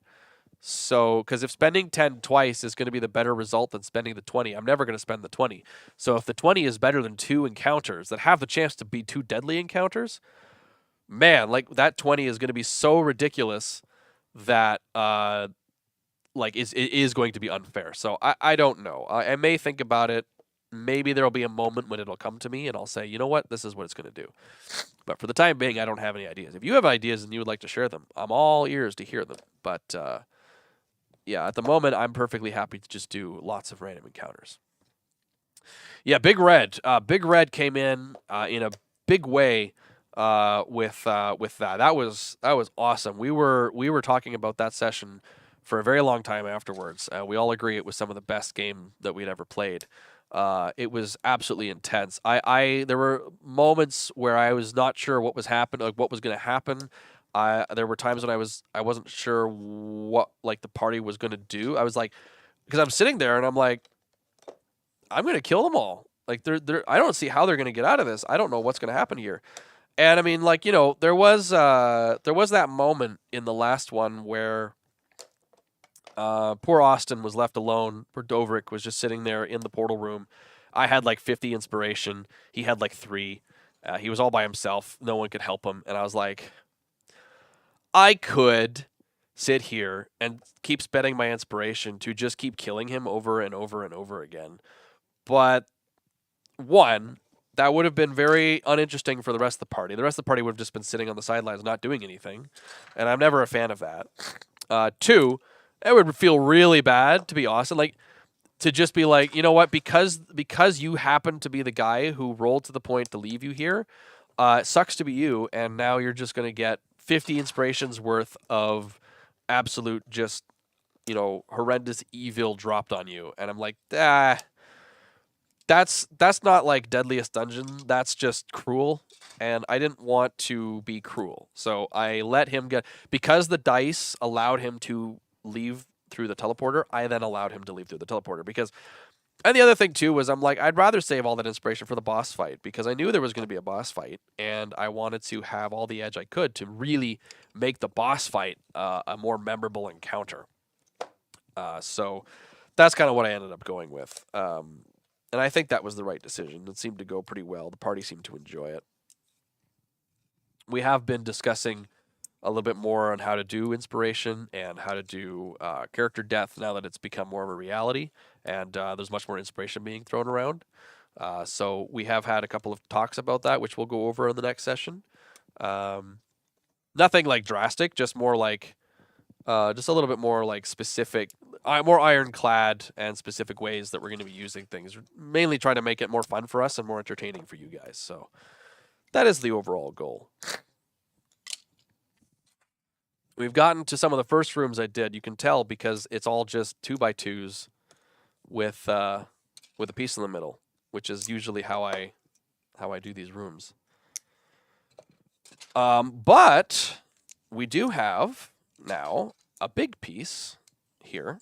Oops, that was not supposed to go there. Oh well. We got these 2 4x4s. We only have a couple of these. These have a lot of pros and cons to them. On the one hand, cool, you got 4x4, nice big chunk. You can make a room really easily. The downside is that you cannot use internal walls with them because they're solid pieces of plastic.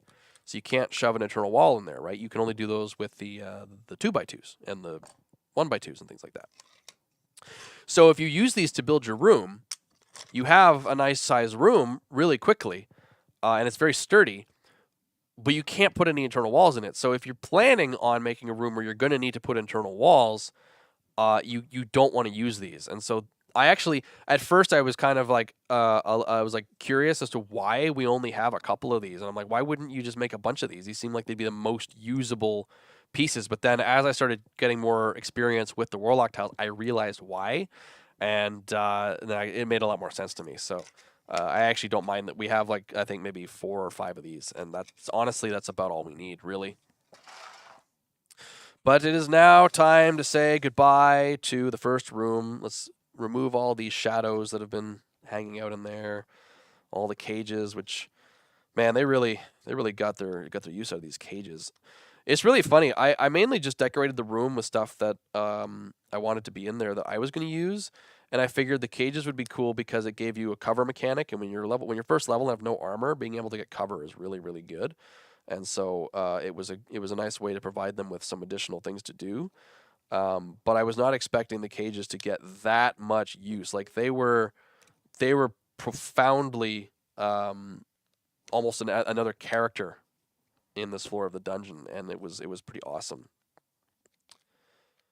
Especially when it was almost like just like a last minute thought of me, like, oh, I should put stuff in this room to make it more interesting. Oh, let's put some cages in there for cover.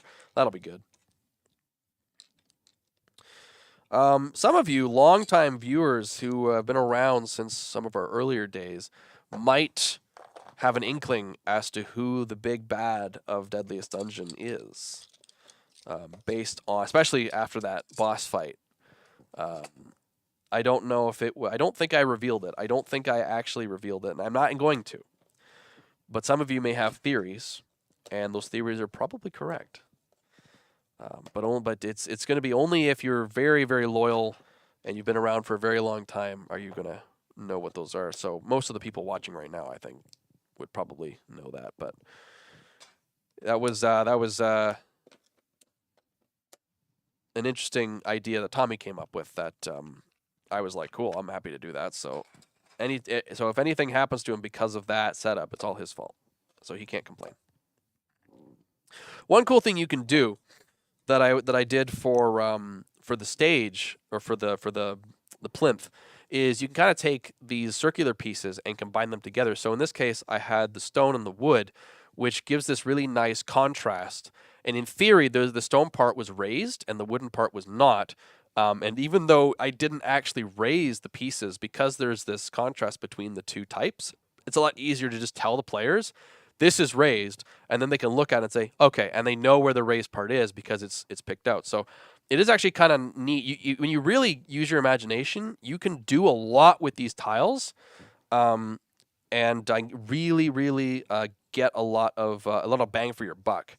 So with what you have, because I genuinely believe that true creativity is spawned from scarcity.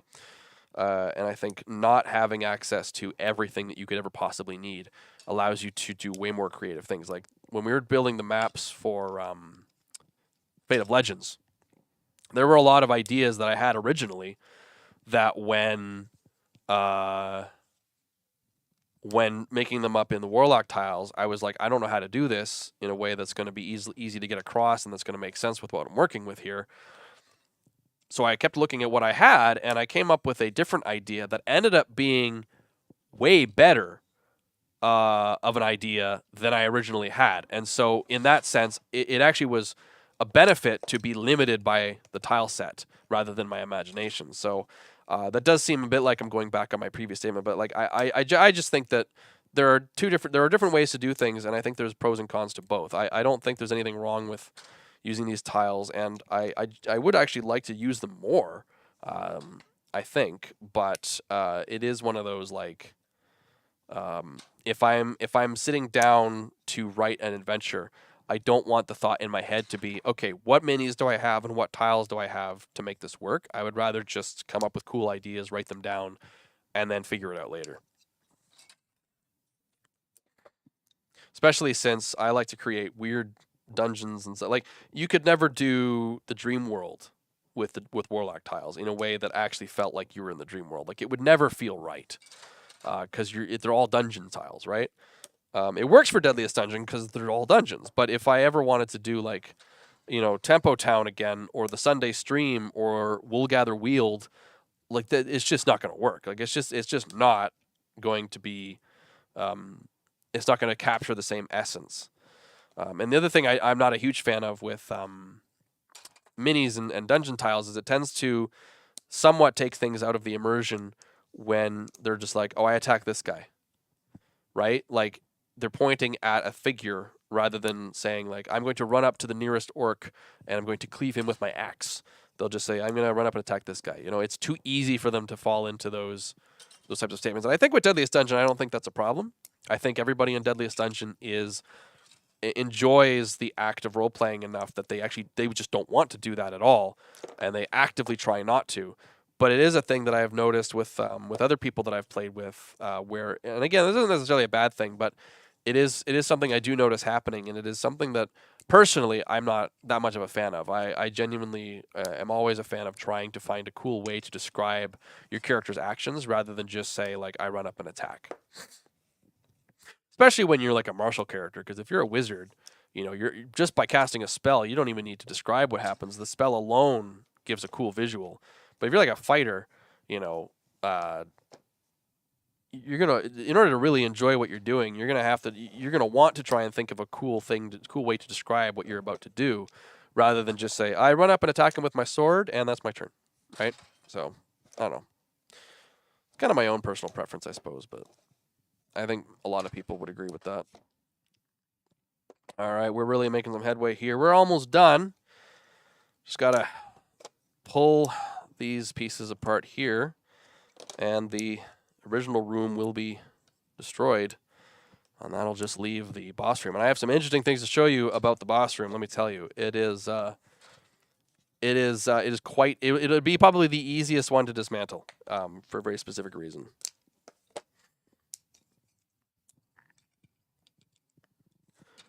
I mean, yeah, no, I'm not saying, of course, like, I'm not saying that casting spells means you don't describe things.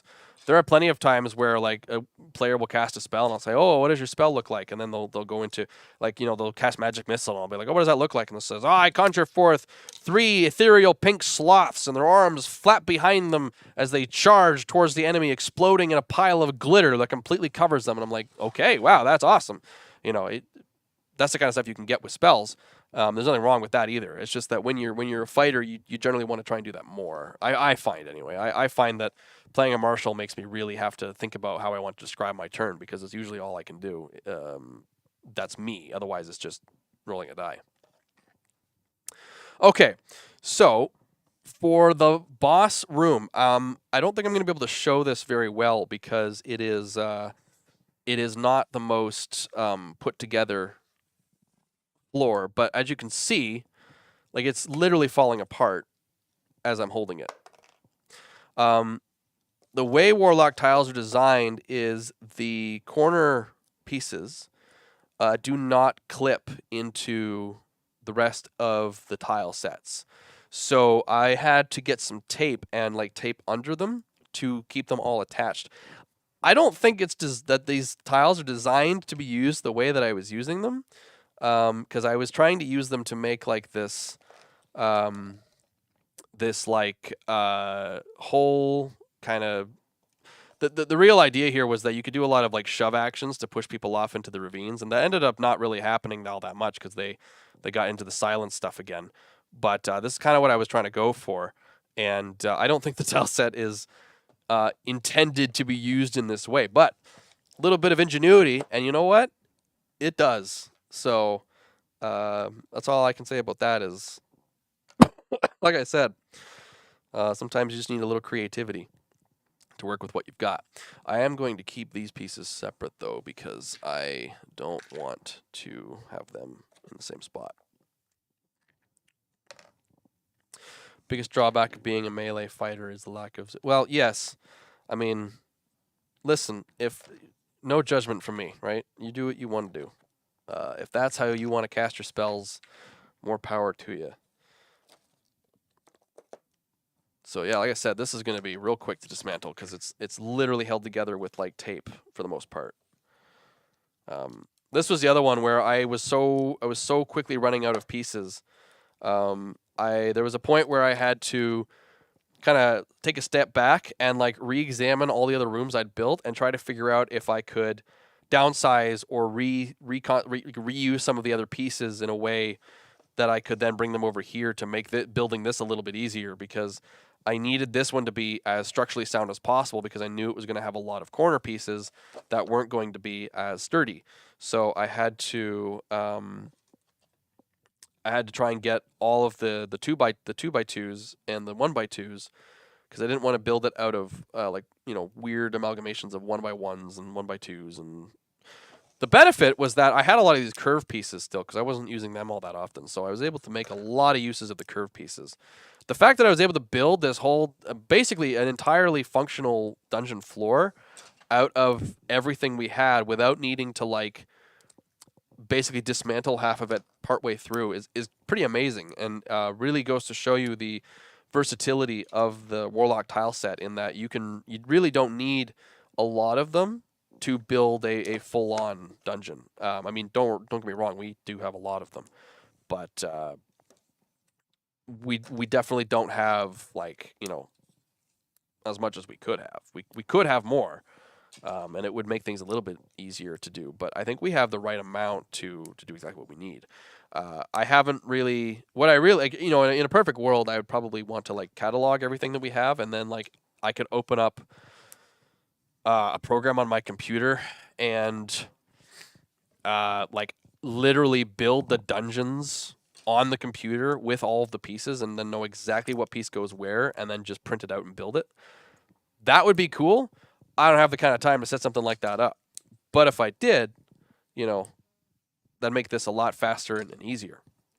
No, we do not have Matt Mercer money. I wish that we did. Maybe someday. But unfortunately, we got to work with what we've got. But you know what? That's part of our charm, I think. We're surprisingly high budget for our budget. I think anyway. I think our presentation's pretty cool. I don't know. We got to be doing something right. I don't know if it's all that interesting to be watching somebody dismantle a dungeon, but while they talk about random things. But hey, you know, I'm not on stream by myself very often, and I thought this would be kind of cool. I've kind of been toying with the idea of doing like a video game stream, where like I play a video game and kind of hang out with you guys while I do that. I've been wanting to play the original Baldur's Gate on stream for a while. I don't know if I'm going to do that now because Baldur's Gate 3 is out, and I don't know if anybody's interested in watching the original. I don't know. Maybe that would actually make people interested. I have no idea. Realistically, I don't really have the time to do that right now, or the desire at this point, because any free time I do have to play video games, I'm playing games I want to play, not games I've already beaten and would be doing on a stream. But I don't know. Maybe if that is something you guys would be interested in, I'd be willing to consider it. But it is just like, it's just another thing for me to have to do. And especially with the Kickstarter being live right now, and kind of we're reaching the crunch time of the book, I want to make sure that we can get all that done first, and that's all done properly. Because as much as we have like the majority of the book done, I do want to make sure that it's as fully polished as we can get. Yeah, I guess so. I mean, I'm not going to get into a larger conversation about the original Baldur's Gate versus Baldur's Gate 3. I think they're both good. I think they are both different games. And I think they both do different things. But they are both good. I do enjoy Baldur's Gate 3, or I am at the moment. But not as much as I enjoy Baldur's Gate 1. But that could just be nostalgia. I guess what I will say is this. I will say, because I really don't want to talk about this too much. This would be something I would rather devote to, like an actual video game stream. But I do wish that Charm Person in Baldur's Gate 3 worked the way it did in the original Baldur's Gate. Because in the original Baldur's Gate, Charm Person was busted. You could use it on like bosses, and if you got it to work, you could effectively sit there and they would tell you their entire plan, what they're doing, what's going on. Like, you would get so much information. You can see, I don't know if you can see it, but there you go. Yeah, you can see all the tape holding this thing together on the bottom. That's amazing, eh? Moving this thing around on the cardboard was always fun. But yeah, you could literally like Charm Person assassins that were coming to kill you, and then ask them why they were here to kill you, and they would just tell you, oh, well, there's a bounty, you know, yada yada, you're worth this much money and this and that, and they would. Now, some could argue that Charm Person doesn't work that way. I would argue that it turns you into a friend of the person, and if you're just asking them a casual question as a friend, there's no reason they wouldn't answer that question, right? Like, as long as it's not something super duper personal. But if they consider you to be a friend, like a trusted friend, I don't see why they wouldn't tell you certain things, right? So I really liked that you could do that. It was one of those things about the original Baldur's Gate that made it so freaking cool. And to a certain extent, Baldur's Gate 3 does have that with the Speak with Dead. The amount of things you can get with through Speak with Dead and also Speak with Animals is quite amazing. So I can't really begrudge them that much. I just wish that Charm Person was one of the other ones they did. But one of the downsides of fully voicing your game is that every time you write a line of text, it costs money. Whereas the old games didn't have that problem. You just wrote text and put it in the game. So there is sort of that is part of I think why we're seeing that discrepancy between like I mean if you go to Planescape Torment for example, you could never have a game like that fully voiced. It would be astronomical. I mean you could I suppose, but it would cost a lot of money. And when you have to think about money every time you write a line of dialogue for a character, there is a serious consideration of how much you're going to include. Exactly, voice actors need to be paid. So I don't, like I said, I can't really begrudge them too much for it. I think they still did a lot that they didn't have to do outside of that with like Speak with Dead and Speak with Animals. That being said, I do try to speak with every animal that I meet, and to be fair, a lot of it is kind of nonsense, which is fair, and it would be. So I again, I'm not begrudging them for it. It's just like, you know, I wish I could have charm personed those bandits in the first dungeon to be like, why are you attacking me? And like try to stop them from doing that and like actually passively solve that problem instead of just killing them, which I did and I knocked them unconscious. But that was kind of my one major gripe so far with it compared to the original games, which didn't have that problem. So yeah, we probably should try to get something else other than this cardboard. The reason we're using this cardboard is honestly because we had it lying around. It was we needed something flat to put them on, and this cardboard was there. I forget why I had it. I brought this cardboard in for something completely different, and it was just like laying against the wall, and so we just started using it to for this, and it is starting to bend and crease, and it's becoming less stable. So we probably should try to get something else. Plywood is not a bad option. I could look into it. I always intended to find something else to use. I just never really got around to it because it's not super high priority. But it might be something we need to look into in a later date. What I got to do first is I got to build the next dungeon floor and see what it all fits on. I have a feeling it's going to need two separate pieces of cardboard to hold the whole thing. In which case I may need to get some duct tape out and attach them or something like that. Or I may finally bite the bullet and just go out and get some plywood or something. But like sheets of plywood aren't exactly what I would call like cheap. Like they're not expensive, but they're not like pennies either. So I mean, cardboard that's already lying around versus going out and spending like $20. I'll take the cardboard. You gotta downsize your payments when you can. Wow, that was really in. That was intense. We are nearing the tail end of this. I only have a couple of pieces left, and then the whole dungeon. And I'll see if I can angle the camera to show you guys the giant piles of tiles I've got sitting here. I'm going to grab this. I want to do one last quick shout out to my partner who painted this up for the Deadly Dungeon. This beautiful mat with all of the gears on it and then the sort of the silvery swirls of the veil going through the void.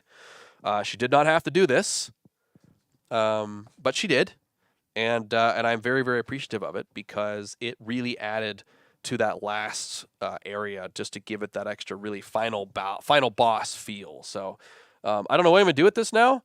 I might get it framed and maybe hang it up here in the studio. That might be cool. Because I don't think I'm ever going to use it again.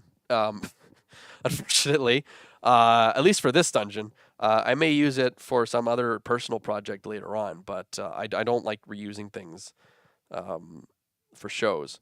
So we'll see. I may find something to do with it, but I think it would look really cool up on the wall of our recording studio. So I might just do that because that would be cool. Hello, Wizard Auric. I do not know who you are, so if you are new, welcome. If you are a longtime viewer, I apologize. Unfortunately, I can't remember my own name sometimes, so other people's names become very challenging for me. I am about. Hey, Big Red, how's it go? How's it going? Pretty good. I have just nearly fully disassembled the first floor of the Deadliest Dungeon. We've kind of just been hanging out and chatting, talking about all kinds of different things: Kickstarter, Imaria, DMing, Deadliest Dungeon, behind the scenes, all just whatever happens to get brought up. Yep, last little bits of tape coming off here. Yeah. I mean, if we were running without revive rules, it would just be Keymaster going on with no armor or weapons. He's got or no, he is a weapon. He'd just be going on with no armor, and it'd be just him. And I don't care how much of a horseshoe Tom has shoved up his crevices. He would not survive if it was just him. We all know that. All right, I have fully dismantled this dungeon. I am going to get up and move the camera so that you can see what I'm looking at here, because it is intense. Well, it's actually not that bad, I suppose, but give me one moment.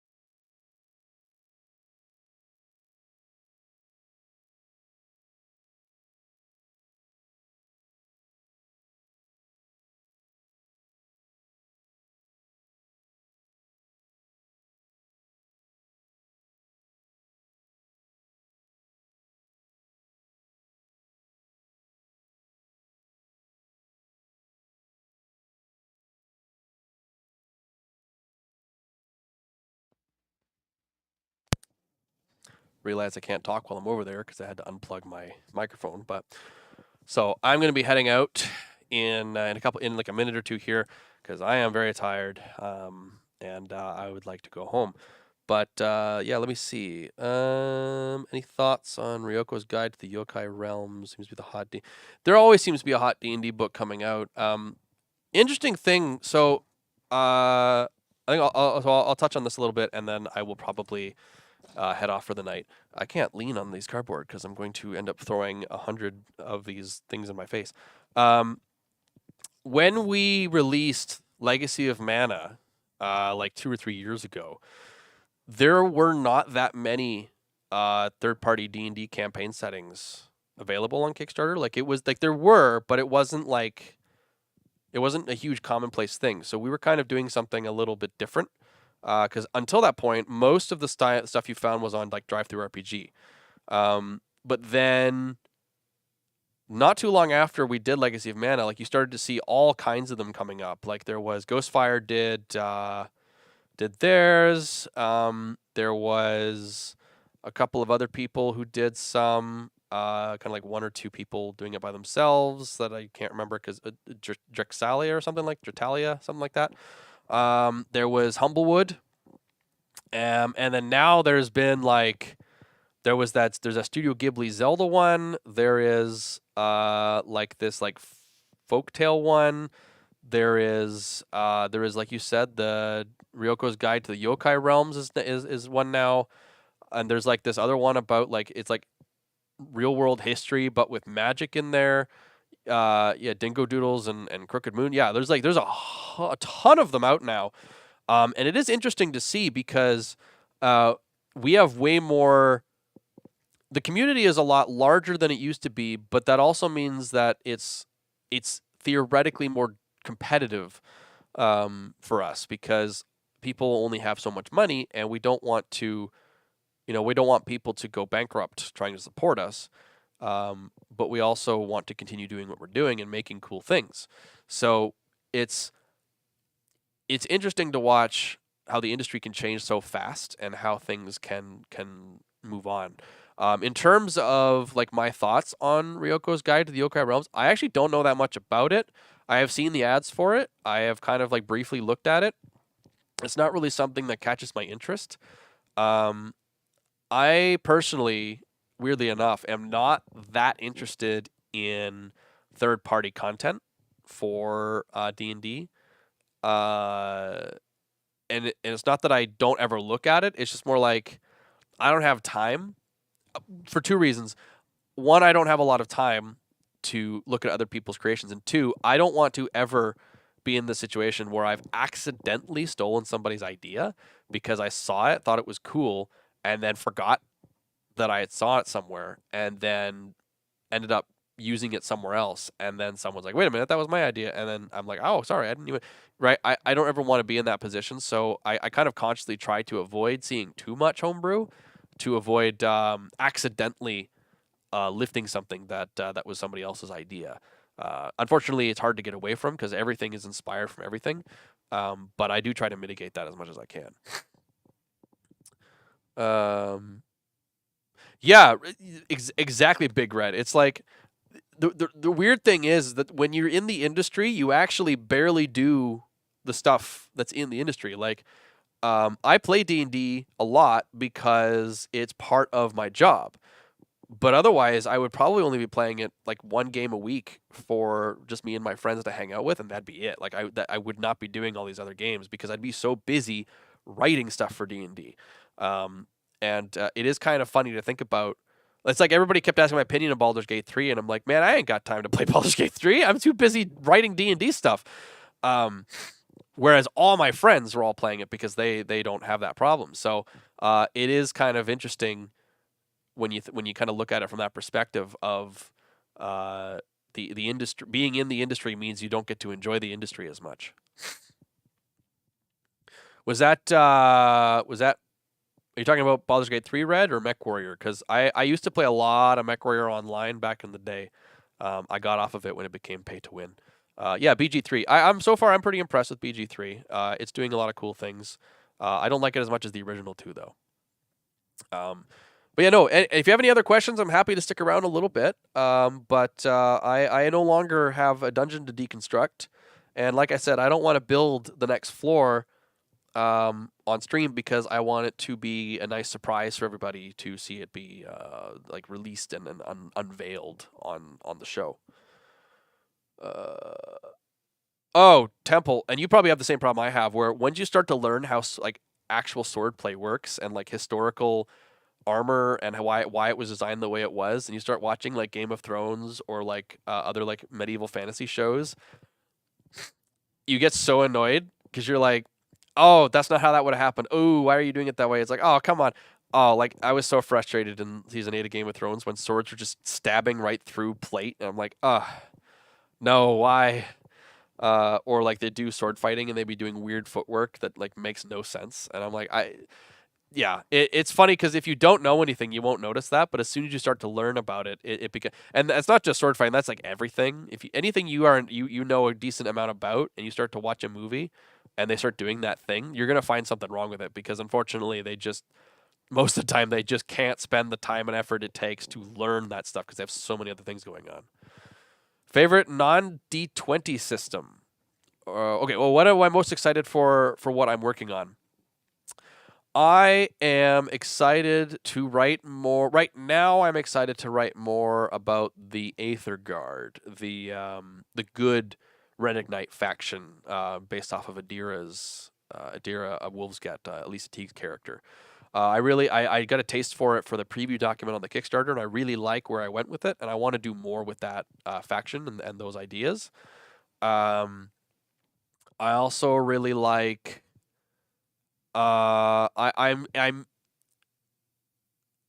interested in the challenge that it takes that it's going to be to animize things for the Animaria book. I really enjoyed coming up with the different archetypes and tropes that I can kind of use with the different subclasses, and I'm looking forward to really taking that to the nth degree and going full hard on it because every time I do that, I come up with really cool character ideas and other ways to improve the subclasses beyond what we've already done. So I am looking forward to going through that. Favorite non D20 system. If we're talking strict systems, see, this is the thing. I really like the D20. I really do, and every time I play, I look up a new system, and if it's like it's a D6 system, I'm immediately less interested because I like the different types of dice. I like having the D10s and the D8s and the D12s and the D20s and the D4s. I like having all of those different polyhedrals.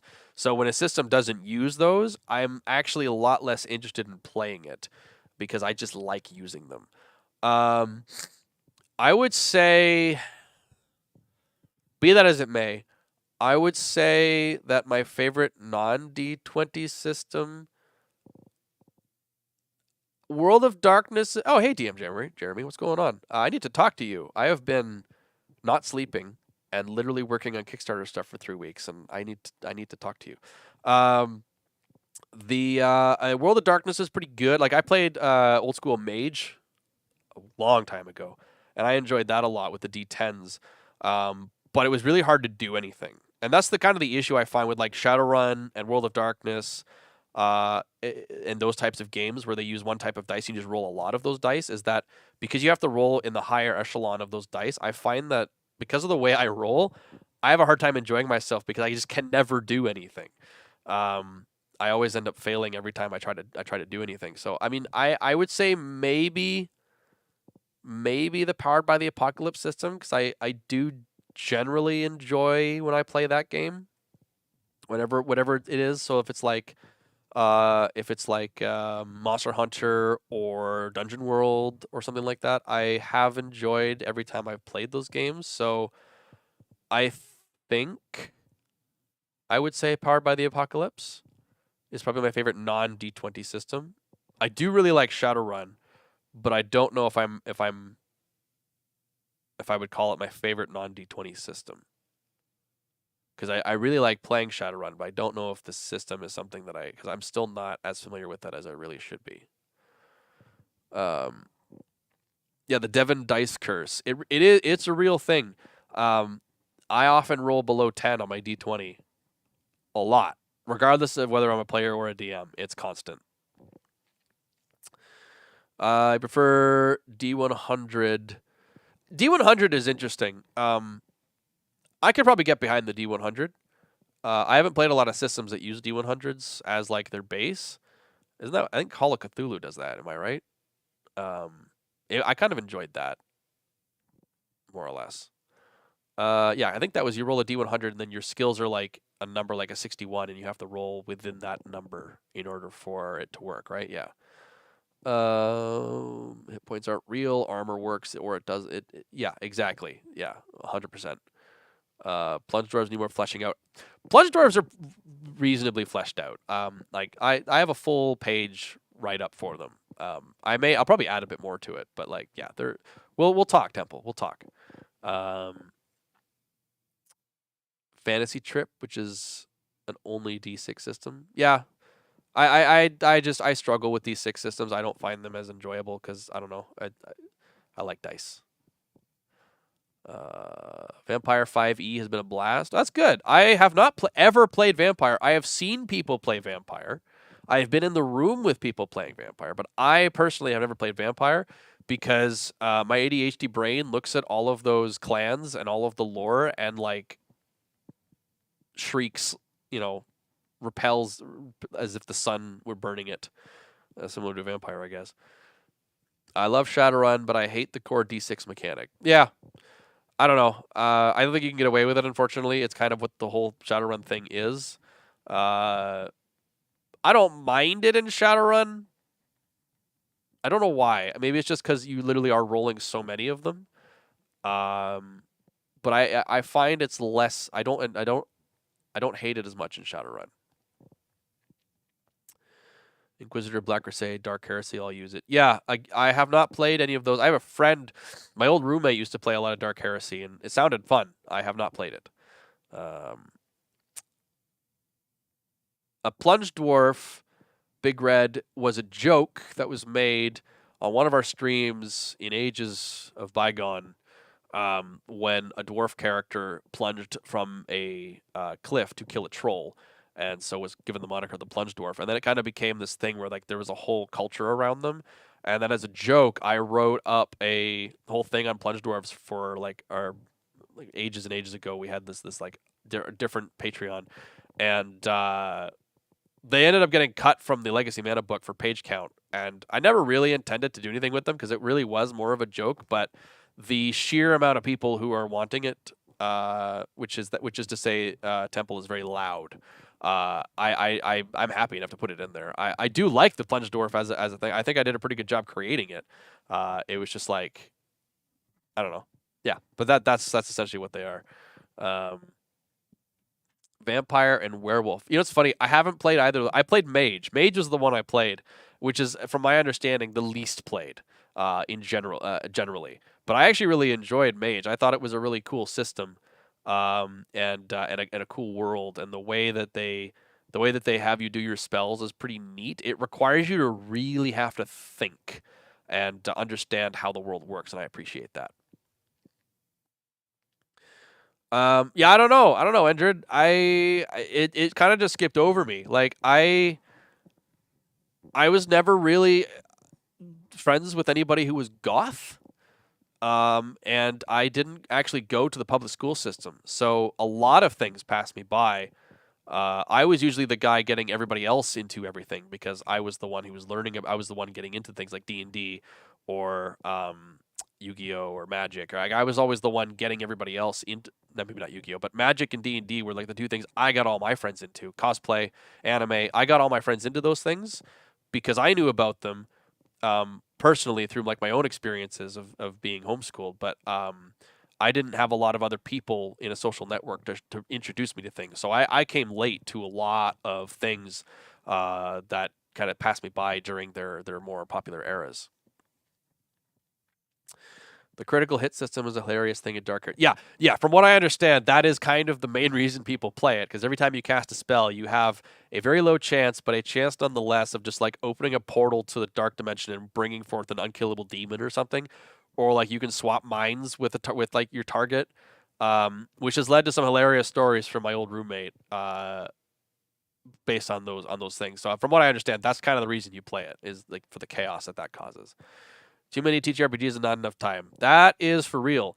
And coming from you, Jeremy, that is like, because you've been around to play a lot of them, and yeah, there are far too many for me to ever play, and I've kind of just come to terms with that. So I'm more so like, if somebody asks me, "Hey, do you want to play Honey Heist?" I'll be like, "Sure," and then I'll play it. But otherwise, I am not really going out of my way to learn new games. It's really more other people want to play them with me, and then I will play them that way. People's limbs exploding, including the players. Yeah, exactly. Mage makes your Mage. That is the thing about Mage. It's kind of a plus and minus, because on the one hand, yeah, it is really cool how you can do all these things with the spells. But on the other hand, you do kind of, it's like, okay, so I have power over electricity and matter, and so now I have to look at the situation and figure out how I can use my power over those two things to accomplish my goal. And you start off quite small, and then you really start to kind of experiment. But they also have the mechanic of like, if you do too much, you can cause chaos.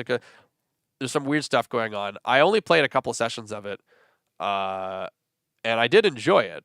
But it's definitely not something I think I would play regularly. Like it's not something I think I would get into. It's not like D&D where I can just sit down and play. It would require a lot of does require a lot of brain power.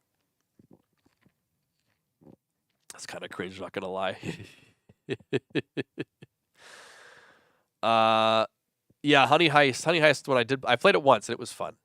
Or did I play it twice? I played it once or twice, and it was fun the times that I played it. It's another one of those like one-page RPGs I think are fun, but they're not something that one-page RPGs are weird to me. It's like you play it once and then you're like, "Oh, it was fun," and then that's it, because they're not very deep. So you kind of play them and then that's that. And you can maybe play it once or twice. I have an idea for a one-page RPG that I want to write. So maybe if things quiet down, I'll get some time to properly sit down and do that. I doubt that, but I'd like to. But you can look for that at some point. I don't know what I'll do with it, but I have an idea and I got to get it out of my head. See, Big Red, I'm very much kind of similar. Like, I want to be... This is the problem I run into. I really like a system that I can dive into, that I can really, like, grind with. But I also my brain doesn't like to have tons and tons and tons of rules in it all at once. So like I kind of picked D&D, and then like I've played a little bit of Pathfinder. I've played enough Pathfinder to like sort of get by, but like I don't. There's so many intricacies of the rule set that I haven't picked up on yet. And like I know enough Shadowrun to do what I need to do for the games I play in, but I don't know enough to like run it. Uh, and for whatever reason, and then like Mage was another one where it's like I knew a lot about what specifically I was doing, but I didn't know anything about the rest of it. So it was always like I like deep systems with a lot of depth in them, but I have a hard time playing multiples of them. I kind of want to just pick one or two, and then those are just my systems, and then the rest of them are just like I'll occasionally dabble in. I like Pathfinder Second Edition, but I don't know. It's something about it. Just there's just something about it that isn't quite sticking for me, and I'm not sure what it is yet. And if I ever figure it out, I will probably do some kind of post about it. But I can't quite put my finger on it. But there's something about it that's not sticking. Exactly, Big Red. It's like I played World of Warcraft a lot, like a lot, like an embarrassing amount. And every time a new MMO came out, it's like cool. Like I think I played a little bit of Elder Scrolls Online. I played a fair bit of Star Wars: The Old Republic. I played a little bit of some like online MMOs, like website MMOs. But like you literally cannot play more than one if you like really properly. You can play like two or three of them at a time, but you're never really going to get into the meat of the game. You're always ever just going to be doing surface level stuff. And yeah, it's kind of like I guess it's the same with like multiplayer games. Like it's hard to play six different multiplayer games at once, right? You're generally going to be playing one or two games always at any time. I mean, yeah, I know. I trust me. I know they are literally designed to make you spend all your time playing them, and they're very good at doing that. Uh, like I trust me. I know. I could do dissertations on MMORPGs and all that stuff because I was very much I would actually I would love to go back and play WoW again. I literally don't have the time to play it the way I would enjoy it because I wouldn't. The 2 hours a day is never going to be enough for me. But that's like what I have. So it's just I just don't play it now because I don't have that kind of time. But like I have all those achievements that uh you know you shouldn't have, like insane in the membrane and stuff like that. I mean that's the reality of the situation. I'm kind of the same boat, Red. I've only recently started playing video games because Baldur's Gate 3 came out, and because of who I am and where I am and what I'm doing, I kind of have to play it, or at least play it enough to understand it and know what people are talking about. So, and I enjoy RPGs. I like playing like CRPGs. So I am enjoying myself. But yeah, I don't think I played a video game in like 5 years up to that point. Well, I know that's a lie. I did play a fair bit of WoW still, but I don't think I've played like I haven't played a proper video game since I started doing work for Lynn Vander. Let's put it that way. Yeah, best thing that ever happened for me with my gaming life was when I was on reading week from college. Was the same week that Dragon Age 2 came out. So in 1 week, I just plowed through Dragon Age 2. I played like literally 14-hour days, just like gaming nonstop, and I beat the game in a week, and then I went back to school. Yeah, it might be the trait system. It could honestly just be the. Oh yeah, I mean yeah, Dragon Age 2 was definitely a step down, which is one of the reasons why I think I was able to beat it in a week, because I was just like, I'm just gonna finish this. Yeah, not the game I would have preferred to devote an entire week to, but like I had fun. I didn't like hate it. It was definitely a inferior product though. Um, yeah, Andrew, it might be the trait system. I think it has something to do with the you've leveled up. Here's 30 things you can choose. As much as I think that having a lot of choices for your character is a great thing and a very good design choice, I think they went a little overboard with the amount of options, and that might just be because I'm literally looking at everything that's ever come out rather than just the one like initial player's handbook. Maybe that's my problem, but I look at this and I'm like, there are so many things I can take. I don't know enough about the game to know whether I should or shouldn't take these. This looks kind of cool, and I'll take it, and then like I'll start using it and realize it sucks, and then I like for what I'm trying to do with my character, and then I have to change. So I don't know. Maybe it's just too many options, and I don't know enough about the game to make use of the options. Maybe it has something to do with that there are just it's just an overwhelming source of like things that I can do, and my brain can't process all of the things that are being thrown at me all at once. Yeah, DA2, I think they had like a year to make Dragon Age 2, right? Like Dragon Age 1 took like two or 3 years, and then they had like 1 year to make Dragon Age 2. Honestly, considering the limitations they had, it's kind of impressive that that's what we got, because it's not that bad, all things considered. It has a lot of problems, but compared to like other games that have been rushed out, it's actually like it wasn't even that buggy either. So like I was honestly kind of impressed with what we were able to get out of Dragon Age 2. Yeah, I don't envy you, Endred. There's a reason we're outsourcing Pathfinder. The Kickstarter likely to be resulting in success, at least to get the ball rolling. What's the future for Mario, do you think, over the next 3 to 5 years? So I mean, yeah, it is looking like the Kickstarter is going to fund. And I haven't looked at it since I started streaming, but last I checked, it was over halfway there. So that's pretty great. Day 2, and we got more stuff coming out tomorrow to bring more attention to it. So I have a feeling we're gonna fund. Yes, the cookie cutter maps were probably the worst part, but I do think I have always intended the pillars of power to be the pillars of Amaria that are the building blocks for everything else. So we have a lot of ideas. There's a lot of times me and Adam will start going back and forth on an idea, and then like we'll get like maybe half an hour into it, and then we'll say, you know what, this is for another book, because we start realizing that the amount of development time that's going to go into this thing we're talking about is so much that like we don't have that kind of time to put that in this book. So we have a lot of ideas that we want to put into Amaria.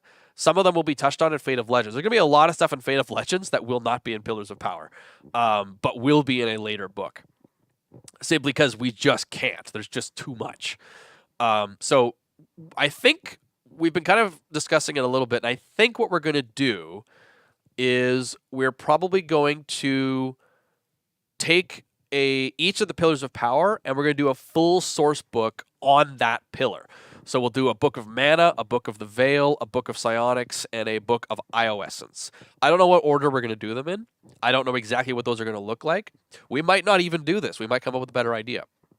But internal discussions, that's kind of where we're thinking of going.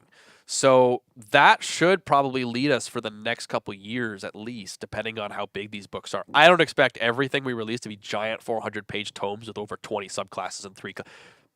I'm expecting maybe 3 to 4 subclasses, maybe some new spells and a couple of feats, similar to what you get with like, a Wizards of the Coast book when they release like an expansion book. Maybe some errata. We might errata a couple of things.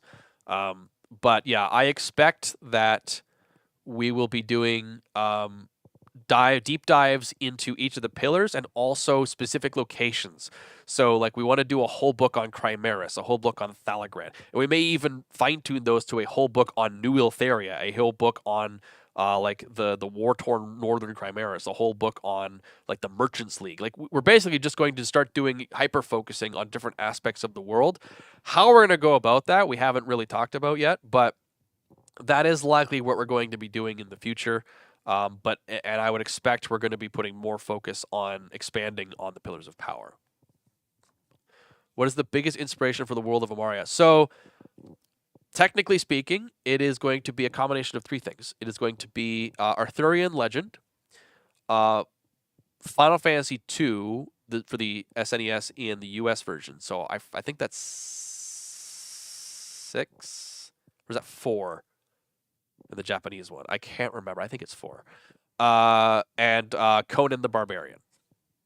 Those are the 3 big initial inspirations. That's what Tommy brought to the table when the world was conceived. Since then, it has been granted a lot of further inspiration as I've gotten involved, as Kyle was involved, as Adam's been involved. Kyle brought a lot of, like, he reads a lot of fantasy books, so he brought a lot of stuff from all the different fantasy books that he's read. And I brought a lot of Warcraft. Big surprise. A lot of, if you know the lore of Warcraft, you're going to find a lot of things in Amara and be like, hey, I see where that kind of came from. There's a lot of that in there because I used to, when I was a teenager, I used to write stuff for Warcraft. So like not official stuff, unofficial stuff, but like I used to write lore that I thought was cool. So a lot of that kind of moved over in there. I would say there's definitely a lot of inspiration from other D&D settings like Forgotten Realms and Eberron, especially since now that Keith and Ed are both involved and have been kind of giving advice and kind of putting their own stamp on the world. That definitely has also added to some of the level of inspiration. But yeah, those are majorly what there is, and I'm sure there's hundreds of little bits and pieces pulled from all sorts of other different types of. There's a lot from like Fate Stay Night, the anime, because I've been watching a lot of that recently, and it has a lot of like time magic and stuff in there. So there's some ideas that are kind of similar to that. There's a lot of inspiration from everything. But yeah, the main three would be those. Commission someone to write up a story of the Diamond Skull. That is kind of one of the things that we're leaving open for now. Is like the origins. We have kind of our own idea of where it came from. I don't know if we're going to publish it because I don't want to explain everything. I want there to be some mystery into the world that gives you some space as a GM to kind of write your own story. So that might be one of the things we leave open. We'll see. Yeah, Final Fantasy IV, Celeste. Yeah.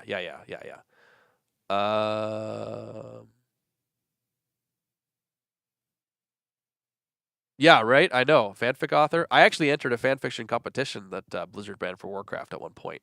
I didn't win, but I did write a short story.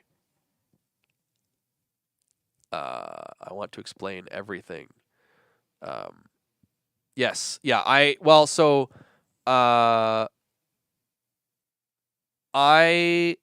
used to have the same problem, Red, where it's like I really wanted to have everything make sense in the world.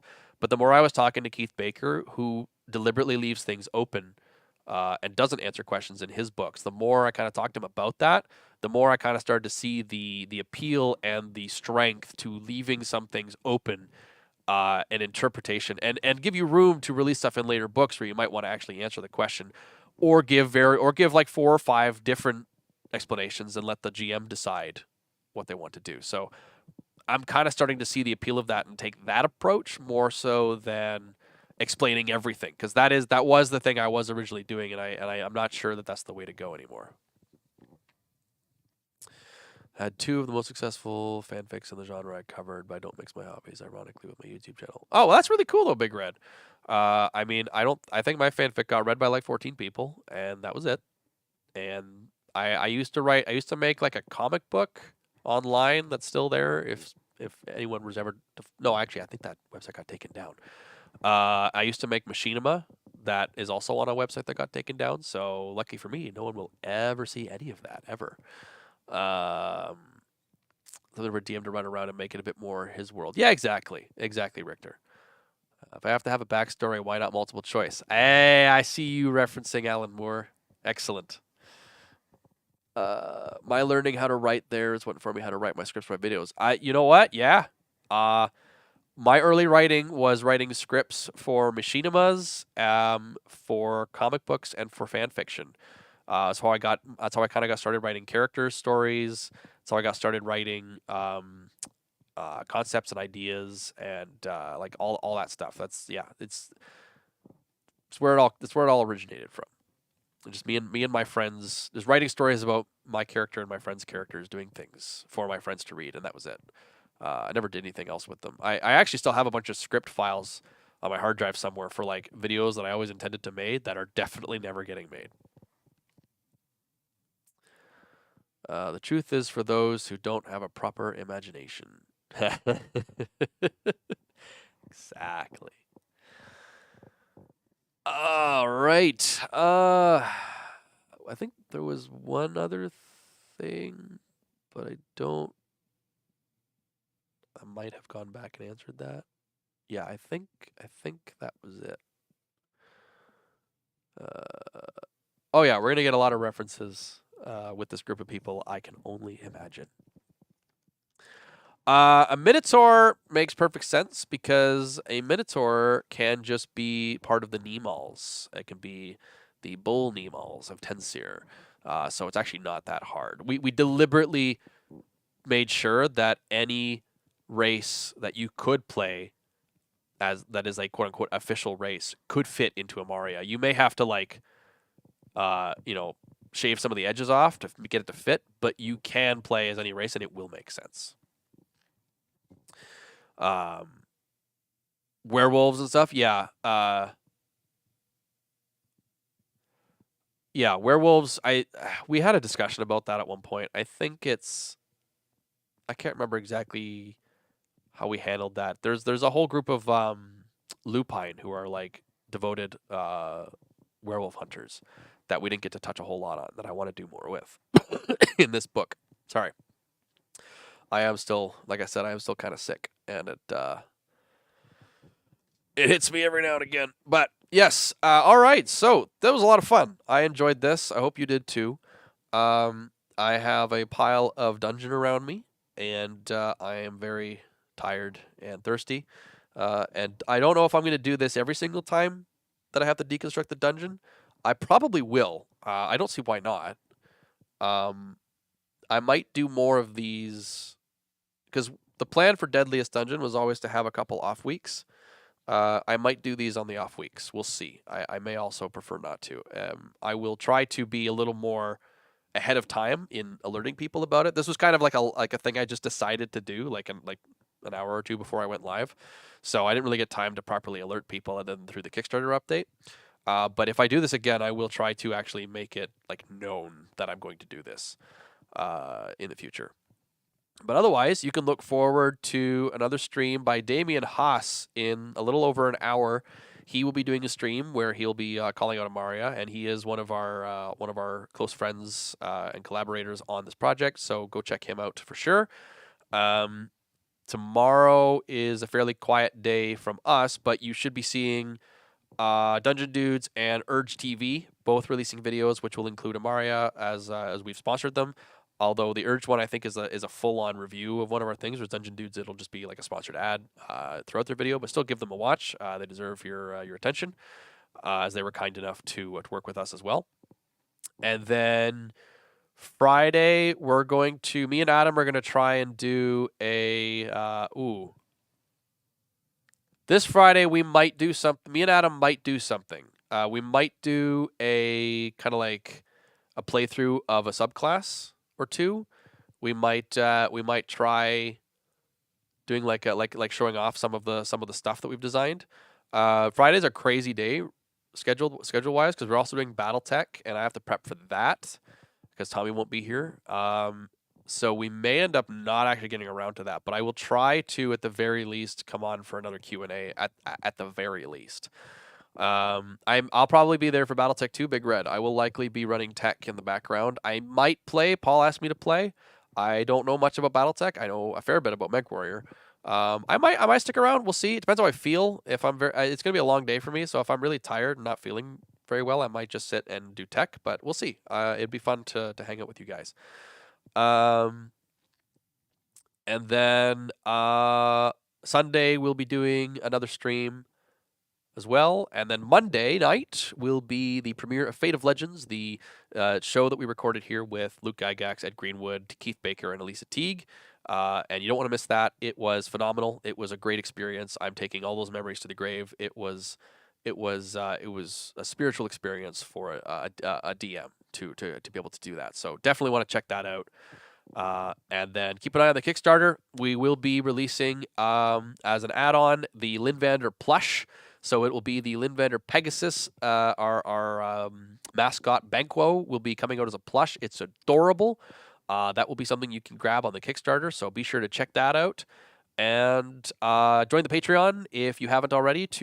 Again, if you want to actually play through the first level of Deadliest Dungeon, it's the Chaos of Chronos encounter pack with the maps. You can get that plus the second one we did, and we are working on a third.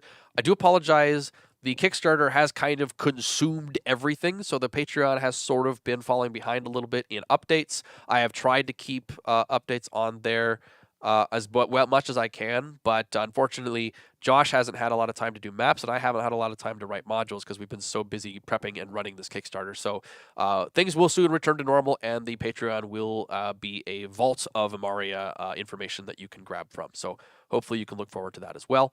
And other than that, yeah, we will be around. Yeah, Richter, you got to check out. There were pictures were posted in the Kickstarter update. You can check it out. I don't know if it's been added as an add-on yet, but it will be very shortly, either today or tomorrow. So you can check that out when it's there. I think that's everything. That is pretty much it for me. I am going to go get a drink and probably rest because it has been a long day and I'm still not sleeping very well because this Kickstarter has been all-consuming. But I will never complain. This is great. Have out Damien Haas in a little over an hour and let him know that show him the support from Six Eyes and Lindvander and